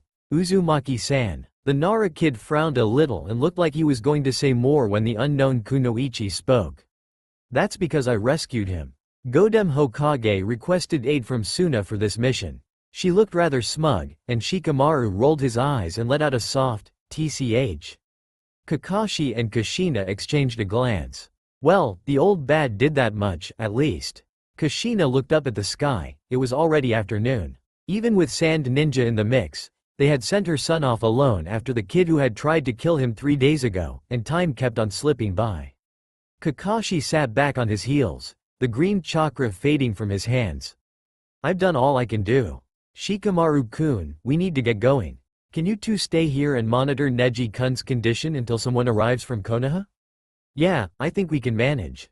Shikamaru took Kakashi's place next to Neji's prone form, looking troubled.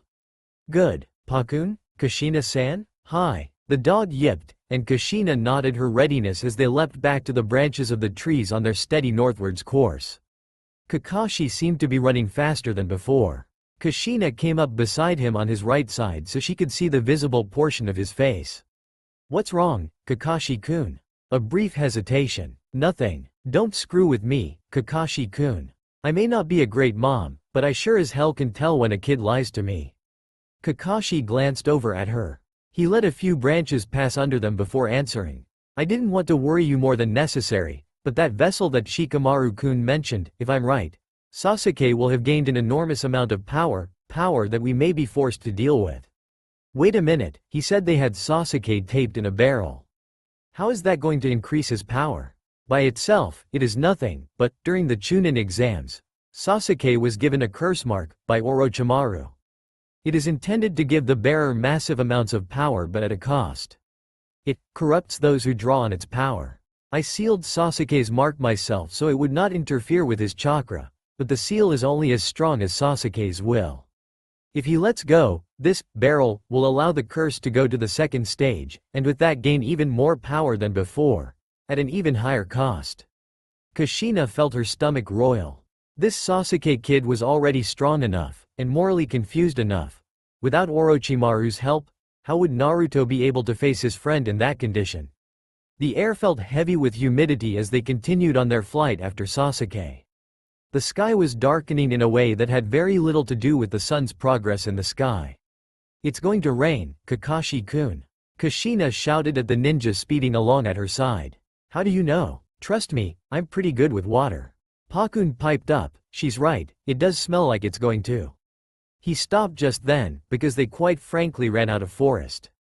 All three of them landed on the ground in a clearing, a distinctly unnatural one. The trees for acres looked like they had been bulldozed or felled by an overzealous lumberjack with a very large axe. What the hell? Kushina brought a hand to her forehead in exasperation. There's like miles of tree shrapnel out there. This is going to set us back like an hour or more. There was no running through that sort of terrain, not unless they wanted to lose a foot on a mutant splinter. Damn, Kakashi muttered. This must be Tamari-san's work. Who? The Sand Kunoichi with Shikamaru-kun. I hear she has quite a talent with cutting wind jutsus. No joke. Kakashi exhaled in a great gust. Well, we have no other choice, unless you're not telling me something. A thought flickered across the back of Kushina's mind. Flickered and grinned at her. Okay, there was no way that was going to work. Absolutely no way. Except, maybe it would. Hiraishin. Kushina dared to murmur the word. What? Kakashi gave her a sharp glance. She licked her lips and spoke the word louder. Hiraishin. Minato's Hiraishin no jutsu. Do you even know how to use Hiraishin, Kushina-san? Kakashi's tone made her feel like she was going senile. Well, I was never great at it, but he tried to teach it to me often enough. Kushina felt her mind click into gear. This could work. It really could. And surely you must have tracked that jutsu with your Sharingan before. You're the copy ninja, after all. You do realize that you have to mark your destination before you can travel there, don't you? And that we don't exactly know where we're going. We're going north. In a pretty straight line, actually. One can't just go north with Hiraishin, Kushina. I'm aware of that, thanks. Kushina gave him a withering glare. Well, then what are you proposing? Kakashi could not have sounded more skeptical if he had tried. He used markers to travel to, right? He'd set up Shiki, like on Kunai and such, and then activate the jutsu to travel there. Yes, and? Well, he had Enbu place ride markers all over the country when he became Hokage. That way, just by remembering the proper seal and activating the jutsu, he could travel there. Added to the whole God of Thunder persona. As if on cue, a rumble sounded in the distance. All three eyed the horizon. I know he had a Shiki placed near the Valley of the End. He took me there once.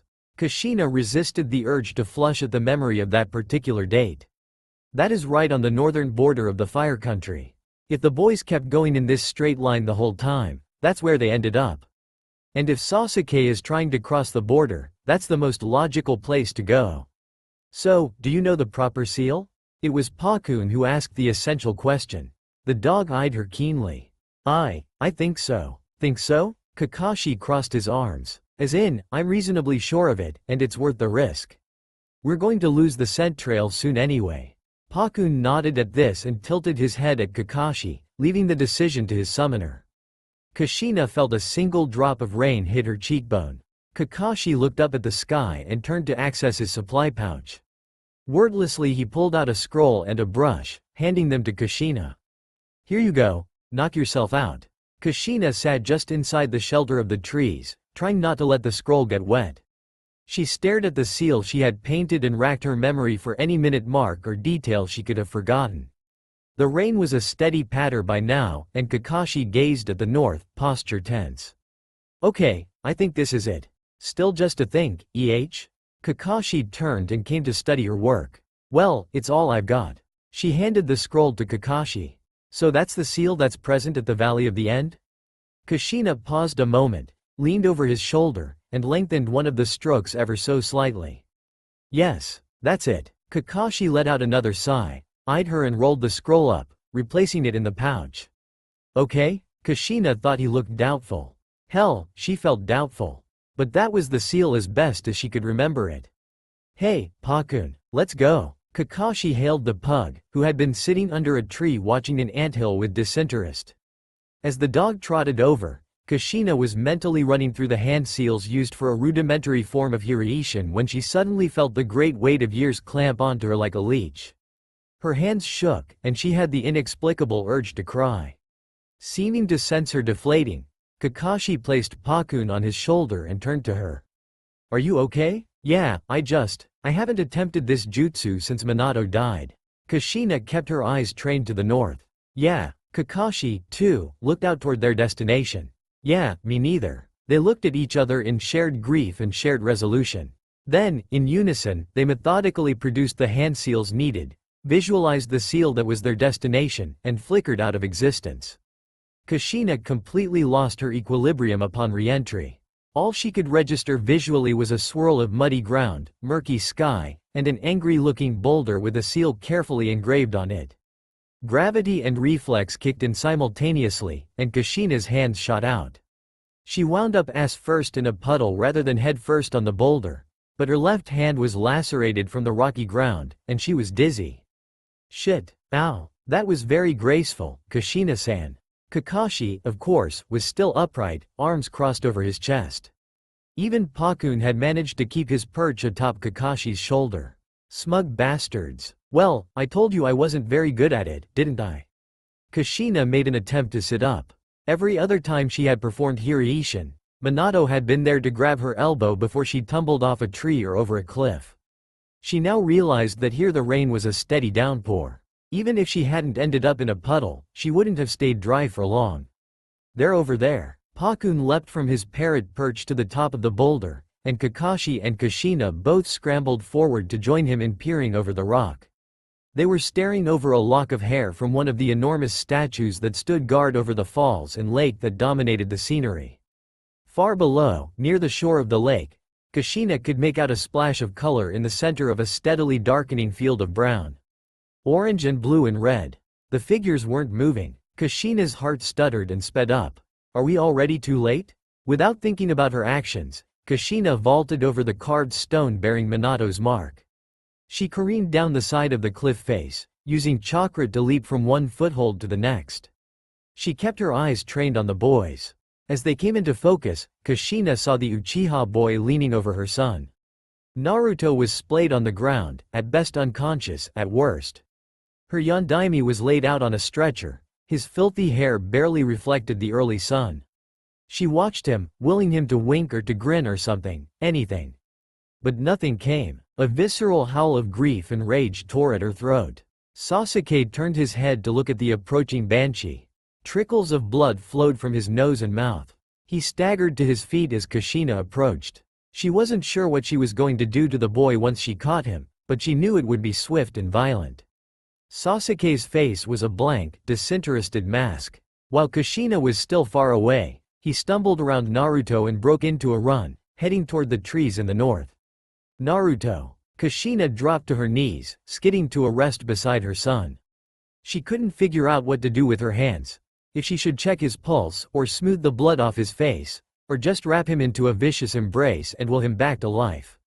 She bent her head and streams of stinging tears began to fall, mingling with the rainwater. His face was ashen, free of all expression.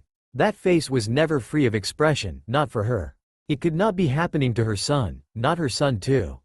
She could not let her son die. Kushina-san, Kushina-san, Kushina. The voice swam towards her through layers of emotion. She glanced up to see Kakashi kneeling on the other side of Naruto. He had one hand to the boy's pulse, and the other was shaking Kushina's shoulder. Kushina, he's not dead. Kakashi was holding her gaze in his. He's alive. She blinked at him, but Minato was dead. No, not Minato, Naruto. Naruto was alive. Alive. I need you to go after Sasuke. Sasuke? Kushina tried the name, but her mind was still hazy. Why should she go after the other boy when her son was here? Kushina, you need to go get Sasuke. I'll take care of Naruto. But I'm not leaving him. He's going to be alright. You have to go after Sasuke. You have more chakra in your reserves, so you have a better chance of success. I'll tend Naruto's wounds. I know more medical ninjutsu than you do anyway. I know you never studied healing. Something about Kakashi's last comment made Kushina's mind begin to speed up to real time. Hey, not all kunoichi need to specialize in medicine. She scowled at Kakashi and noted the look of intense relief that came over his face at her reaction. Right, so you need to go after Sasuke. Kakashi studied her. She glanced down at her son again, seeing for the first time that his chest moved a fraction as he breathed. He's going to be okay, Kushina-san, we'll be here when you get back. Right, she nodded slowly. Kushina got to her feet and spared a final look at her son and his teacher. The green chakra was already dallying around Kakashi's fingers. Kushina dashed the tears out of her eyes, nodded again, and turned toward the forest, sprinting off after her son's attacker. The race into the leaves was a little more desperate than Sasuke wanted to admit. His chakra reserves were next to nil, his injuries extensive. It was a wonder he had managed to get up to speed and even run away. But he was close to the border now. Somehow, he thought, if he could just make it over the border into rice field country, where the Sound Village was located, he would have achieved his objective. Just what that objective was wasn't all that clear in Sasuke's mind. But he rested in the conviction that it was a step in the ladder toward revenge, and anyway, the die was cast. Way beyond cast, Sasuke heard a sound behind him like the squeak of footsteps on wet leaves and cursed. Had Kakashi caught up with him already? He didn't know what he would do if his sensei, former sensei, caught up. Simply fighting Naruto had taken all he had. To take on the infamous Hitaki Kakashi in the state he was in now would be tantamount to suicide, or worse, giving up his vow to kill Itachi no matter the cost. The only thing for it was to keep running. Surely Orochimaru would have sent more than just those 4 sound freaks.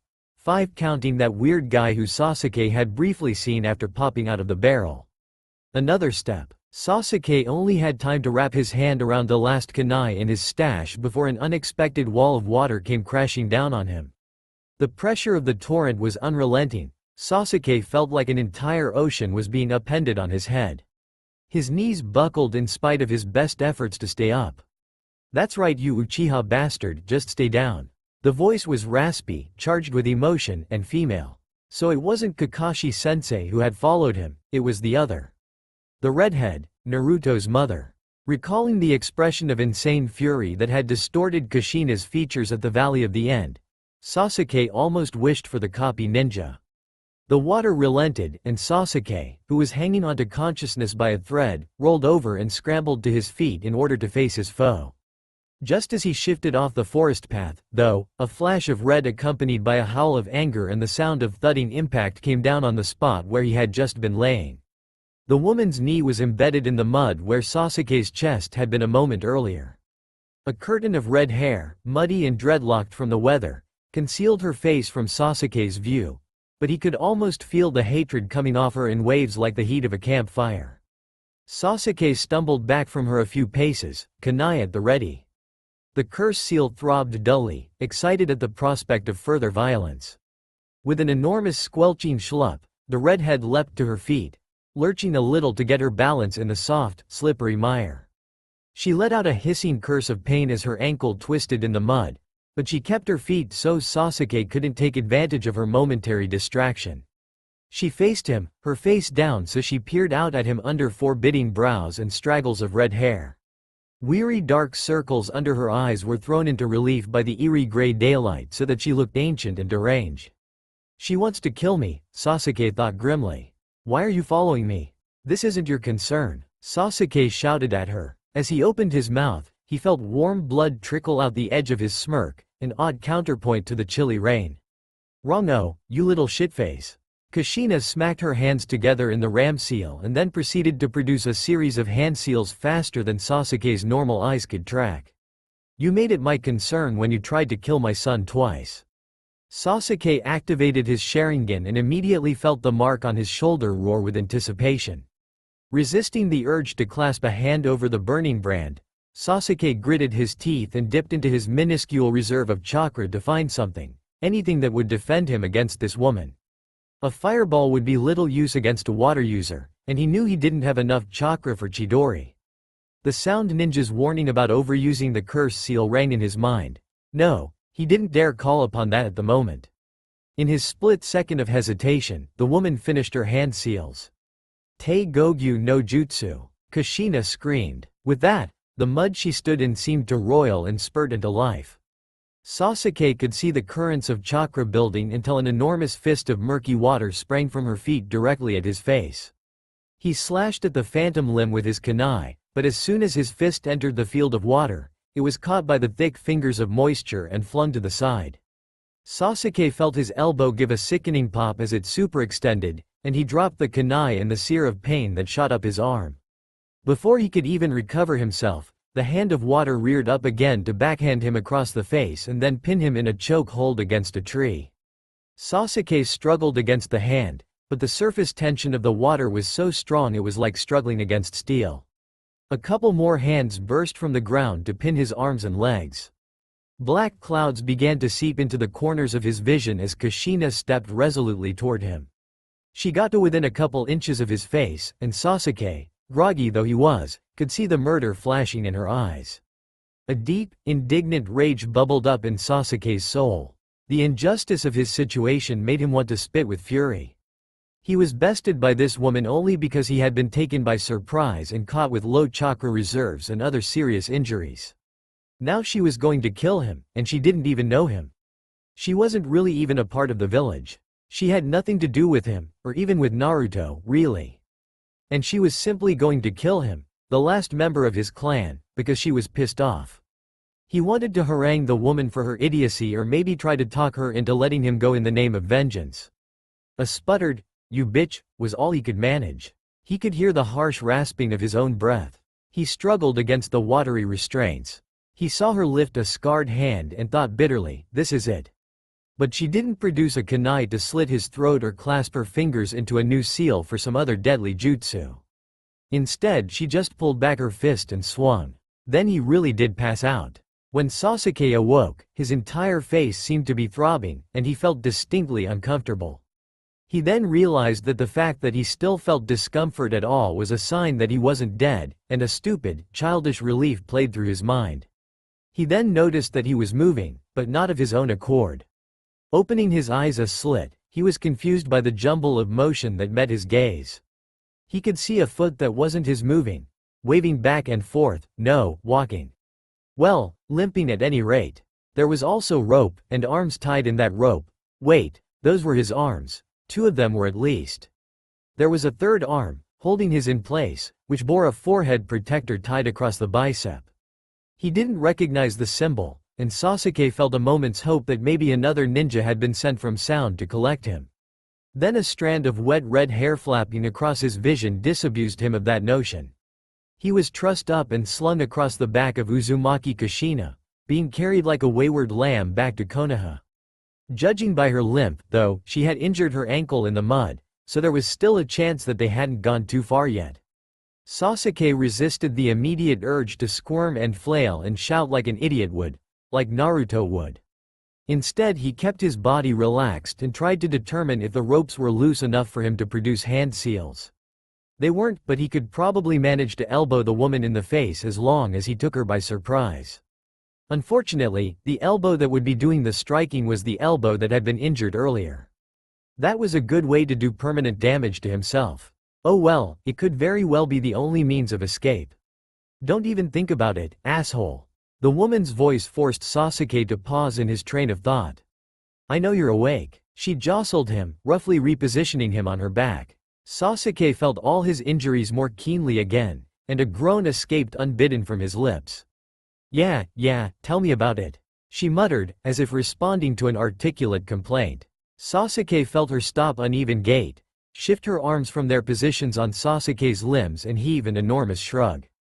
Sasuke's world of foot, arms, ropes, and hair was upended, and he landed on his back on a patch of muddy grass.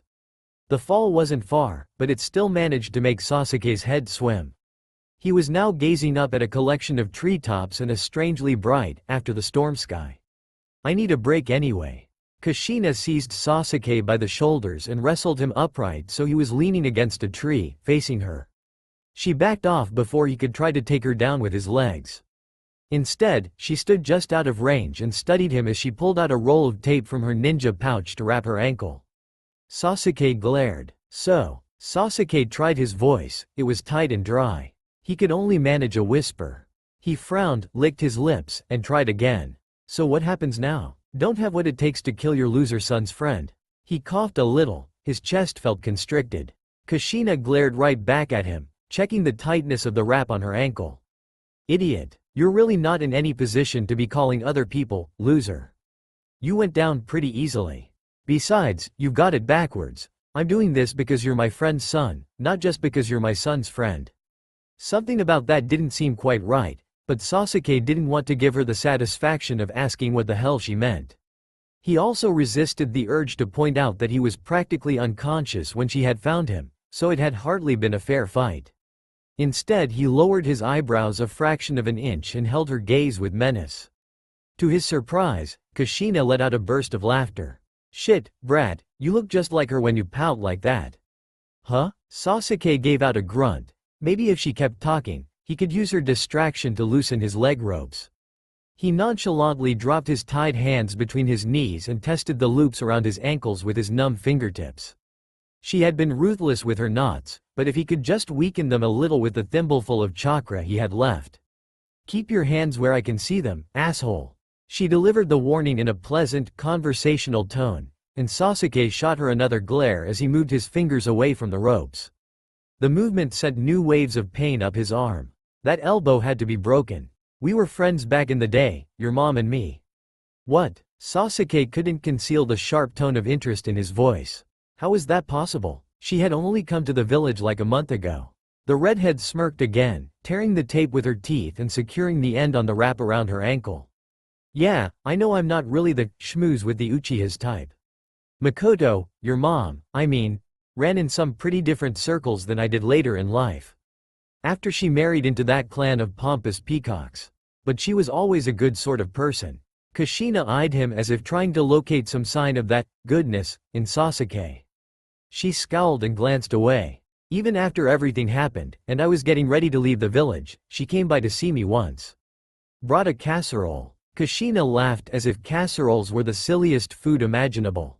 She tried to talk to me, but I was too pissed. I had a one-track mind. I was so focused on righting past wrongs. She said the last sentence or two with self-loathing dripping off every syllable. Sasuke studied her, eyes still narrowed. What in hell are you talking about, you bitch? The situations were hardly parallel, and Sasuke resented the implied comparison. He also resented the slight to the Uchihas. What did she know about his mother anyway? Will you shut up and listen, or should I just kill you after all? Kushina glanced at him again, and Sasuke saw a flicker of that murderous light still in her eyes, warning him not to test her mercy. It doesn't fix anything, leaving. It just makes more problems. And trust me, there's no coming back after something like this. At least not easily. Her voice trailed off, and she fiddled with the straggling end of tape she'd torn off. Sasuke diverted his eyes from the redhead. Did she presume that he had made this decision lightly? Or that he really intended to be able to come back someday? He knew this was the end of all that.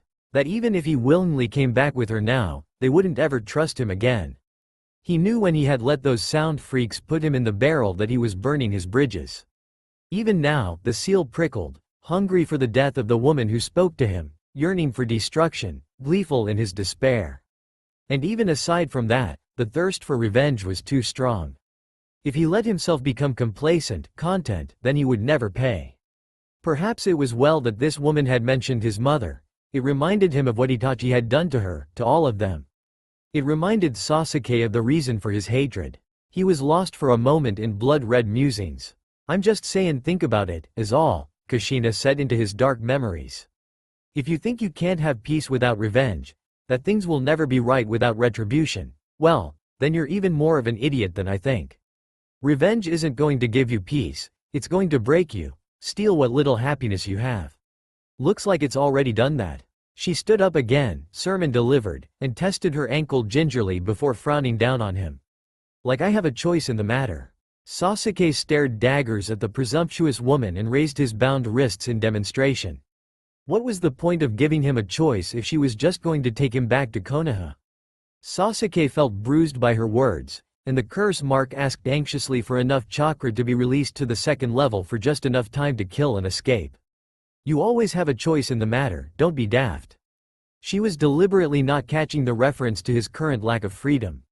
After all, you didn't kill my son. No, he hadn't killed Naruto.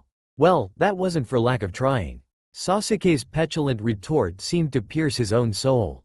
It was both false and humiliating. He had intended to leave Naruto alive, and he could have killed the blonde moron if he'd wanted to.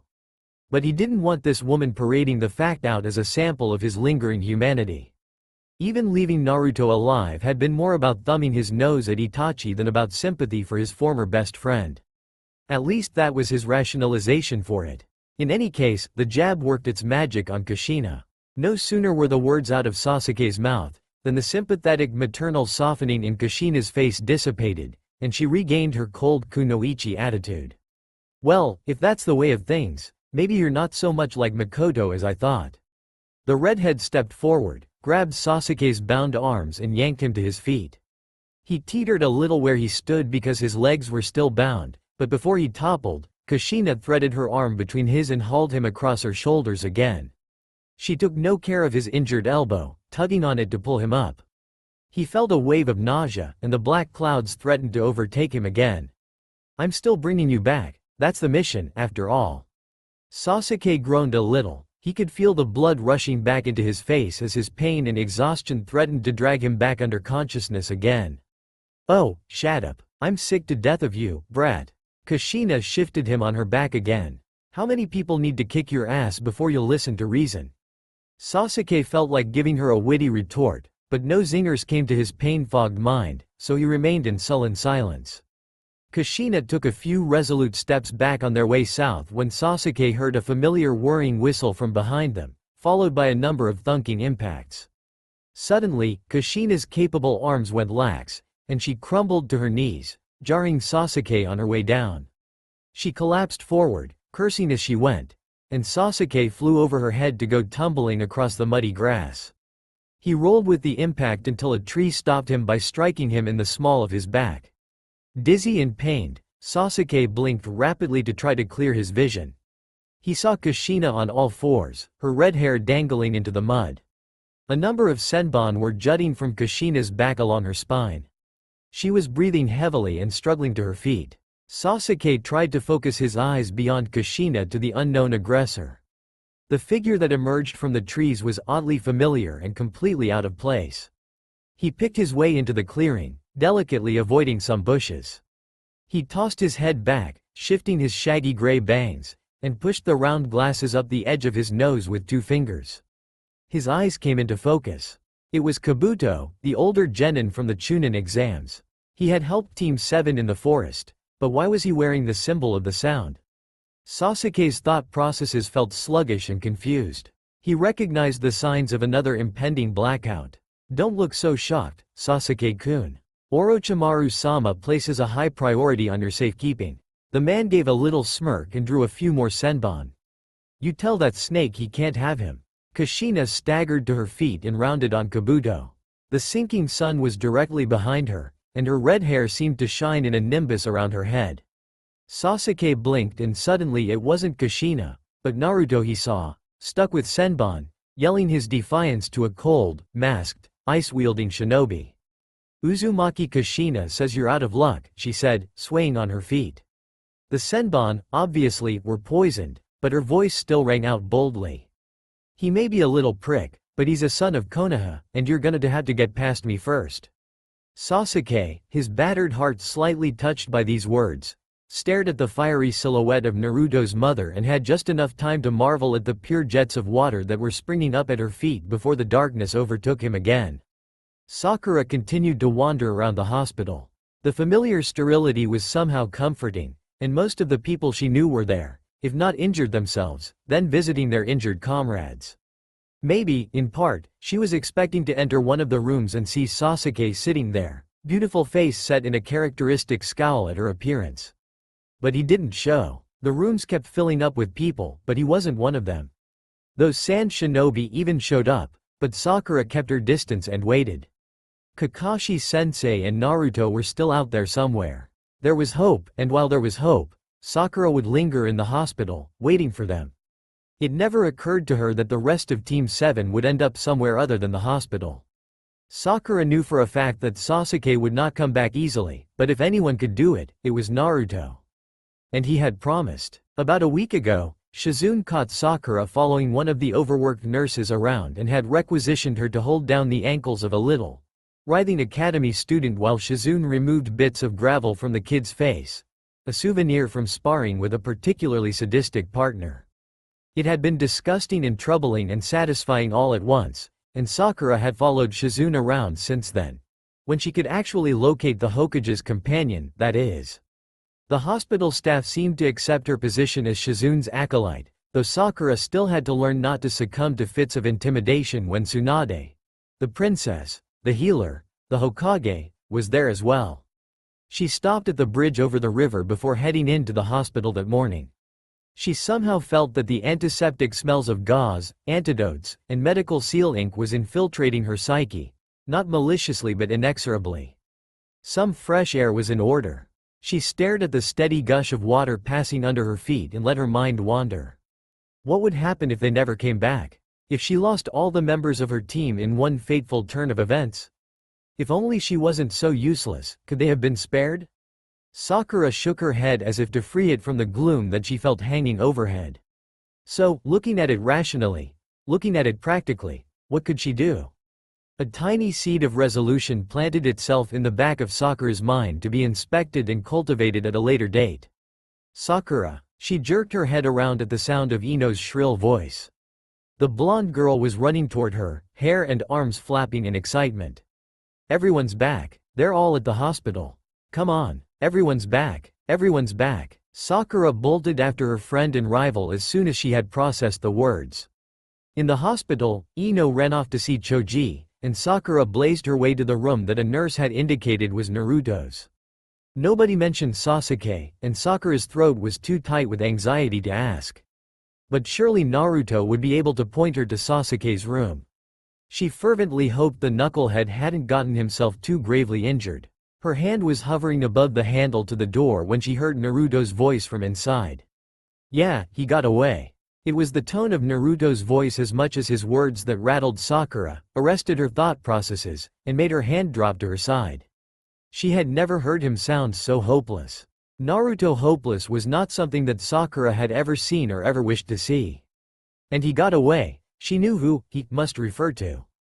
Geez, news sure travels fast. You're Haruno Sakura, right? That voice didn't come from inside the room, it came from down the hall. Sakura glanced up and her eyes widened a fraction at the sight of Tsunade. The Godem came right up to the door to Naruto's room and seized the handle herself, sliding it to the side to reveal the room beyond. Naruto was chatting with Shikamaru, but both boys looked up, startled by the appearance of the two females. Sakura-chan. Naruto's bright eyes were fixed on her, peering out of a mass of bandages. Naruto? Her teammate averted his eyes, and an awkward moment of silence settled on the odd company, to be broken by Tsunade. I heard you were severely injured. You seem okay to me. As if the Hokage hadn't even spoken, Naruto kept his eyes fixed on his blanket and spoke again. I'm sorry, Sakura-chan, what are you apologizing for? Sakura deflected the boy's words with a shrug and a plastic smile. Her voice sounded loud and citrusy. She just knew she didn't want to hear Naruto blaming himself for this. After all, the burden wasn't all his to begin with. If Sakura had tried harder that night. Naruto, stubborn as ever, began to speak again, but Sakura began a stream of blithe babble about the state of his bandages and the beautiful sunlight and how the window should be open. Anything to get the idiot to shut up. She moved over to the window and twitched the curtains aside, preparing to start in on her thoughts about their pattern of fabric, but he cut her off. Sakura-chan, I will still keep my promise. I said it was the promise of a lifetime, and I meant it. He shouted so she couldn't possibly talk about curtains anymore. Sakura leaned against the window sill, feeling defeated. It's all right, Naruto, I don't expect you to. Sakura, he's trying to. Shikamaru broke in, tone even more annoyed than usual. I'm trying to say, Naruto spoke over the Chunin to make himself heard. I'm not going back on my word, that's my ninja way. Sakura turned to face him, biting her lower lip. He was grinning, the same toothy smile that he always shot her. That smile could never be hopeless. That smile seemed to knock something loose in Sakura's mind. She stared at him for a moment, the seeds of resolution sprouting in her own soul. It also reminded her of something. "How is your mother, Kushina-san?" The acid-sweet tone was gone, so no one tried to shut Sakura up this time. Instead, Naruto's smile melted and he looked puzzled, as if he hadn't remembered the redhead's existence till that moment. "My mother? She went after Sasuke." Tsunade spoke up, obviously the most informed individual in the room. "She's not back yet?" Sakura glanced at the Hokage in surprise. "Wait, she was gone in the first place?" Naruto almost sounded offended by this fact. Whether because he was left out of the loop or because of Kushina's behavior, Sakura couldn't tell. "Well, Kakashi had to return with you, brat, so he sent some medical ninja to follow her trail." Tsunade crossed her arms. "She was brought in about an hour ago." A rampaging bramble of hope suddenly grew in Sakura's chest, piercing her soul. Perhaps Kushina-san, that woman who had seemed so strong, so sure of things, would be the one to bring back Sasuke-kun when no one else could. Perhaps the mission hadn't been a failure after all, and Naruto would be able to rest knowing that the job he had started had been completed. Maybe this would cement mother and son together in a new bond of camaraderie and familial affection. Where things had been strained, Sakura wasn't blind, she could see when things were strained. There would be no more tension, and Team 7 could be complete again, with a new, Uzumaki improved Sasuke-kun. Then again, maybe male ego would get in the way. Sakura couldn't help but notice that Naruto did not look hopeful. He looked perplexed, worried, and a little offended. "She was poisoned," Tsunade continued, "but she's been stabilized. I was actually coming to see if you wanted to be there when I asked her about Sasuke's whereabouts." Tsunade turned toward the door. "Whenever you're ready, she's in room 23. The Hokage exited the room, and Sakura's hope shriveled and stung. She turned back to Naruto. He had leaned back against the headboard of the bed and was studying the ceiling, face vacant. "Hey, Shikamaru, how are the others?" "Choji, Neji, Kiba, and Bushy Brow." Naruto leveled his eyes to the Chunin. Shikamaru seemed to take the shift in conversation in stride. "Lee is fine. A little tired I guess, but no threatening injuries. Choji, Neji, and Kiba were pretty beat up, but they're going to be okay, I think." "Naruto, aren't you?" Sakura cut in. "TCH. Give it a rest, Sakura." Shikamaru closed his eyes in aggravation, leaning back in his chair. Sakura resented the intrusion and had the sudden urge to dropkick Shikamaru clear out the window. She settled for snapping at him. "No, I won't. Naruto, why don't you?" Naruto cut her off with a holler. "I don't know, okay?" He bit his lip and Sakura could see moisture gathering in the corners of his eyes. "I don't know if I'm angry, or sad, or disappointed." His voice cracked. "Shit, I may even be relieved. Damn it." Naruto scowled, scrubbing at his eyes with a bandaged arm. What the hell was she doing following me in the first place? Later that day, upon reflection, Sakura was stunned by the fact that Naruto was toting around such complex emotions, but at that moment, she was more annoyed that he was willfully ignoring the solution. "Well, go talk to her, she'll probably tell you." Naruto looked tearfully dubious, and Shikamaru just closed his eyes and muttered something that sounded like, "women," and, "troublesome." "Oh, you idiot boys. Why are you making this so complicated? Come here." Sakura grabbed Naruto's hand where it rested in a fist on the hospital blanket and yanked on his arm. Naruto, seemingly stunned at Sakura's attack, grabbed onto the opposite side of the mattress before he could tumble out of the bed. "Ow ow. Sakura-chan, what are you doing? You're not that injured, now get on your feet."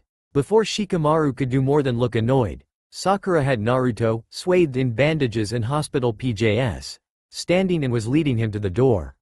She towed the stunned blonde down the hall to room 23, rapped on the door and slid it aside, indicating that Naruto should enter first. He didn't move but instead looked in on the room. The curtains around the bed were drawn, but Sakura could see the shadow of a figure sitting next to the bed. "Come in." The Hokage's crisp tones jarred the two genin into motion. They filed in through a gap in the curtain and Sakura glanced at the bed. Kushina-san was lying down, eyes half opened. Her skin, especially in contrast with her overabundance of red hair, had a slight greenish tinge and her breathing seemed shallow. Sakura glanced over at Naruto. His mouth was open and his brows knitted. He took a jerky step forward and rested a hand on the foot of Kushina's bed. Naruto, the croak that came out of the woman wasn't as feeble as Sakura anticipated, and she at once adjusted her opinion of the woman's condition. Kushina was stable, after all. Tsunade-sama had said so. Hi. Naruto didn't seem know what to say. He looked away and Kushina's expression softened a little. She turned her head a fraction of an inch toward Tsunade.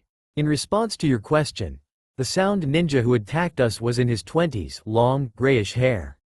Damned prissy-looking glasses. She managed a scowl. He seemed fairly accomplished at medical ninjutsu. The description rang a bell in the back of Sakura's mind, but the faces of both Naruto and Tsunade were suddenly flooded with recognition.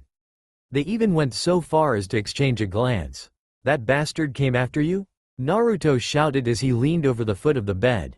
Yeah, but I'm afraid with a broken ankle and his freaky poisoned senbon, I wasn't able to fend him off for long. He snatched Sasuke and left me to die. Her grave expression brightened a little. I broke his glasses though. He snatched Sasuke? That's interesting word choice, Kushina-san. Tsunade had her fingers interlaced in front of her and peered at the redhead with interest. Yeah, well, he didn't bother to untie him first. Sasuke didn't seem too happy about it either way. So, in your opinion, Sasuke could be going back to Sound against his own will? Kushina licked her dry, pale lips and glanced at Naruto and Sakura before looking back at the Hokage. I can't be sure, Tsunade-hime. He sure as hell didn't want to come with me either. She blinked slowly and took a deep breath. I tried to talk to him, but he wasn't having any of it. I guess I should have known, after what he did to Naruto. Her voice trailed off and it seemed like fire flashed across her eyes. She set her jaw. I'm sorry, Naruto, so sorry. I failed you. Again. She blinked more rapidly and looked at the ceiling. Tears seeped out of her eyes to trail across her cheekbones to rest in her hair, but they seemed more tears of fury than sorrow. Next time, don't stop to fight, just grab the kid and run. Tsunade stood up and adjusted her blouse. Well, if that had been an option, I would have been all for it. Kushina's bloodshot eyes narrowed. You still think I'm a spy or something? No, I'm satisfied. Tsunade gave a grim smile and turned to Sakura. You two need to get out of here and let Kushina-san rest. She's still in pretty bad shape. Hi, Tsunade-sama. Sakura gave a little nod. It felt like an order coming from the Hokage, and Sakura treated it as such, turning to grab Naruto's arm. Just a little longer, please Tsunade-sama? Kushina raised one of her hands and waved it around feebly to get the Hokage's attention. Help a sister out, lady. A teasing smirk played on the woman's lips, at odds with her weak voice and shocking, tearful appearance. To Sakura's surprise, Tsunade's expression softened a bit at the redhead's wheedling. Not too much longer. She gave Sakura a meaningful glance before leaving the room as if transferring to her the responsibility of the situation. Hey kid, sit down before you fall down. Kushina sniffled a little and nodded Naruto toward a chair. You took a beating, so take it easy, why don't ya? I don't. Sit down, Naruto. The boy obeyed his mother, settling himself reluctantly in the chair Tsunade had vacated. Kushina reached her hand across the blankets as if wishing to clasp the boy's hand. Naruto didn't respond, so Kushina weakly plucked at the sheets instead. She squeezed her eyes shut. I'm sorry, Naruto, she repeated, I won't fail you again. I promise. Naruto raised his eyes, they were wide and shining, toward his mother's face. But it isn't your fight. You don't even know him, it wasn't your business. Naruto's nose wrinkled as if he disliked the smell of that phrase. You're my son. Of course it's my business when someone tries to kill my son. Kushina turned away, her eyelids sliding shut. Besides, you don't have to bear this task alone, Naruto. The seeds of thought that had been planted at the bridge and taken root in Naruto's hospital room seemed to sprout new leaves now in Sakura's mind. Why should Naruto bear this task alone? Wasn't Sasuke as much her responsibility as anyone's? I'm here to back you, kiddo, is that alright? Will you let me, even though I've sucked at it up until now? Tears cascaded down Kushina's face, and she gripped the sheets until her knuckles went white. Will you let me try to be your mother? Naruto didn't say anything, but he stammered as if looking for words. Eventually, face screwed up in a knot of tears, he reached out and grabbed the sick woman's hand where it lay. She gripped his hand just as fiercely as she had gripped the sheets and a smile broke through the tears.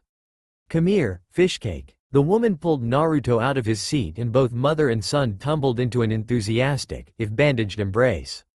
Sakura backed away a little, not wanting to ruin the moment with her own thoughts, and exited via the curtains to store up her words for later. "Next time, Naruto, you won't be alone at all, you'll have me there too.